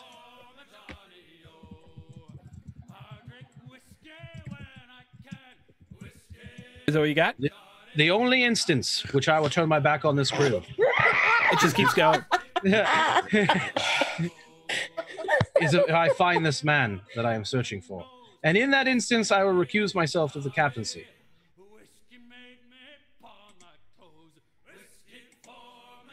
That is all. Mumble, rubber, yar. All right, I have poll, actually. I'm going to use a chatbot poll Yes. to start the voting. Let's see if this works. Okay.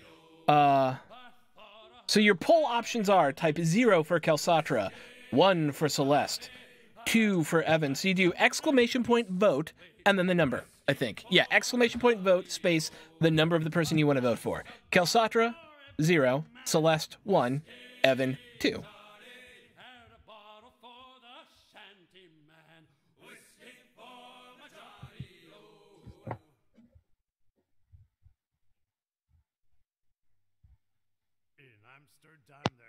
And of course you voted for yourselves. Of course they did. Obviously.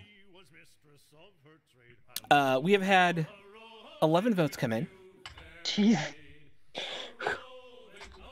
Vote 3 for the baby Castilian. We've had 12 votes come in. Hold on.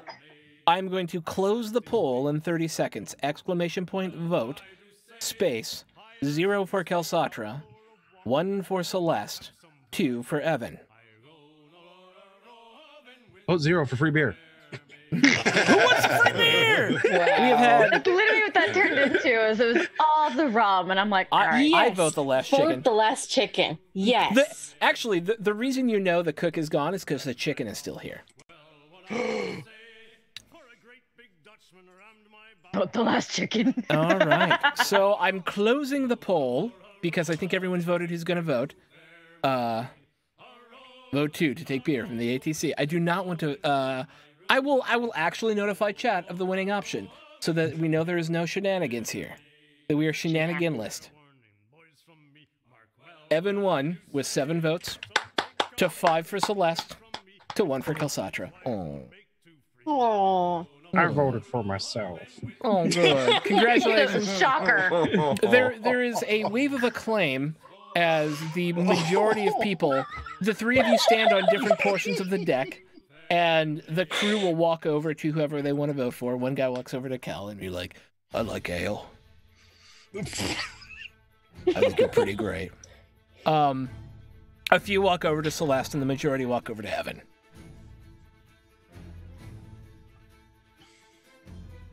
Well, Come on. the seamen have it. And with that, it feels like a perfect place to close for the evening.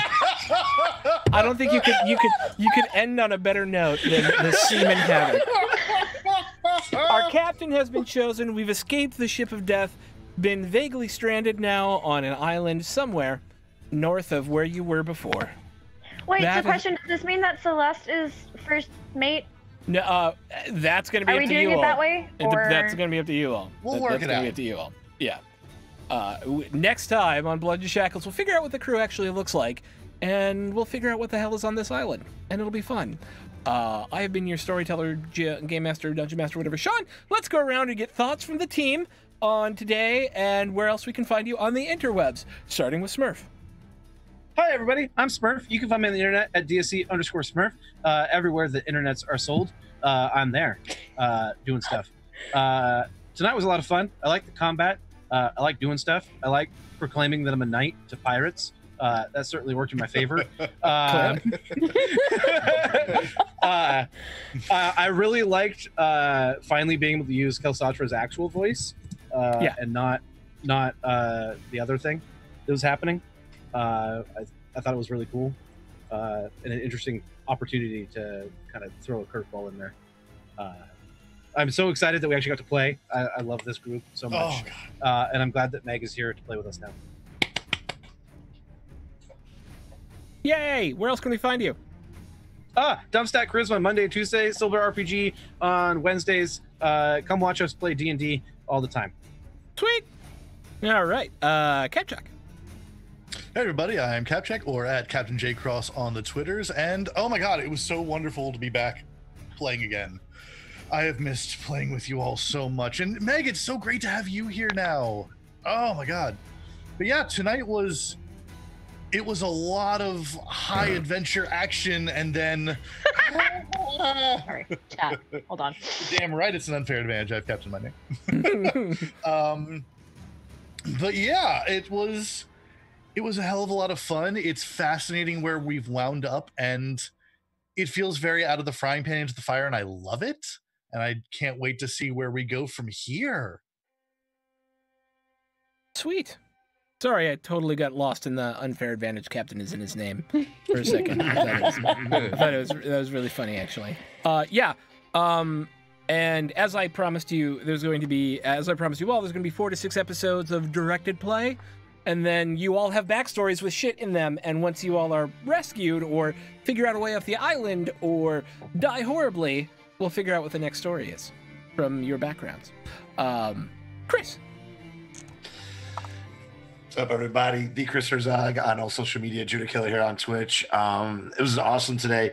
I would say this, that just to be clear, before anything got moved any further, Vavrick's first bit of advice would be next time lead with 401k, health insurance, paid vacations. You're gonna get, right away. That would have just caused so much. I mean, like it's usually the first thing out of your mouth. That's what they want to hear. We're going to form a union. What's a union? What do you think a pirate ship is? So no, I love playing with this sodomy in group. the It was lash. great. It was awesome to get back with this group this That's week. party. But no, it's been awesome. And welcome, Megan. It's good to have you too as well. So I have a website. I am a jiu-jitsu and MMA instructor by trade. If you're interested in that kind of thing, you can check it out. It's www.zagapedia.com. Thanks. Sweet. Meg, we're going to do you last because I'd love to hear what you thought of your first session and all that. So, Leona. Hi, my name is Leona. You can find me on Twitter at the Leona Maple. And I made my Discord, a mod in the Discord, not a Discord in the mod, as well as on the Musafirs podcast. And that's basically all the places you can find me on the internet right now. Don't mind me being distracted. Oh my God. It was so good to be back, y'all. And what an episode to be back on. That was just incredible. It was so much fun. Yeah, I had a blast. What else can I say? It was great. Sweet. Dan. Hey. Hi. I'm Dan Rand everywhere on the internet, mostly on Twitter and on Twitch. And tonight was fantastic. It's so good to finally, after almost 3 weeks of not having a game between my two different games, this was really nice to come back to. I love how this group can cut up like constantly, but still find those moments that are deep and meaningful and feel real, and I love that. Feels deep. Meg, yeah, it feels really deep. Anyway, Meg, you slid right in, and oh god, It just keeps happening. I'm done. And scene. No, seriously, no, you fit right in, like instantly. Like, shut up, Jesus Christ! Make me. Didn't have to stretch or anything. It's great. Didn't have to stretch or anything. It was just. It was just right there. Come watch me on twitch.tv/open4adventure on Monday nights, Wow.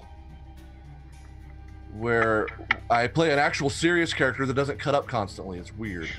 I don't like that. Doesn't make any sense to me. It's weird. Watch me do it. It's weird, but it's fun. It's amazing, and you should totally come hang out. And yeah, I love you guys a lot. Yay. A lot. Meg. Hi. Okay. Hi. I absolutely love this whole campaign idea. You actually introduced me to 7th Sea, and I loved it. Have been like dying to play it again. So thank you for that opportunity. I absolutely adore everybody, and this is a completely different character than what I'm used to. Y'all know me by now, hopefully. Like, I'm sassy, I'm lewd, and I'm like a 30-year-old grandma. Like, it just, like, that's usually my aesthetic as a character.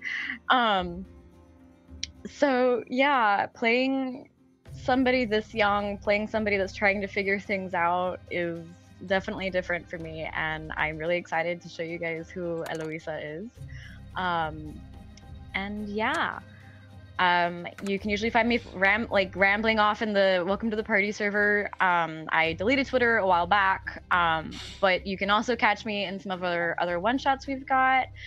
And I will be in our Numenera one-shot on December 9th, and our D&D 5e one-shot we've got December 16th at, I think it's 9 p.m. Eastern, because the server hates Texans and time zones are dumb. So, Time zones are dumb. I agree. Y'all make me do math and I hate it. And so yeah, I honestly have never felt more at home with a group of people to play with, and I Yay. absolutely love it. So thank you. Yay! Welcome to the party. Get Sorry. out. That was my. You're welcome. Hey, I'm Sean. What's up? I've been your dungeon master for the evening, and I love 7th Sea, and I'm really glad I get to play it with you all. Even though it's in D&D, I feel like we are keeping very much to the feeling of the game so far, and that makes me very excited. Yeah, you should. You can check me out next tomorrow at 3:45 in our Mises game, where I am a small Mies in Mouse Guard, doing Mies Guard things. And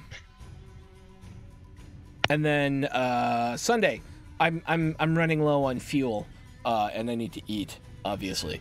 But Sunday, you can find me for the second to last game in our Shadowrun campaign over on Devil's Luck Gaming, who we are going to raid right now. Thank you all so much for hanging out with us tonight. It has been just a pleasure to have you in chat. Thank you for the follows and the resubs and all that sort of amazing stuff. We love you, and we'll talk to you soon. We're going to go say hi to our dear friends at Devil's Luck Gaming. Everyone say bye! Bye! Tell them the seaman sent you. Seaman! God damn it. No.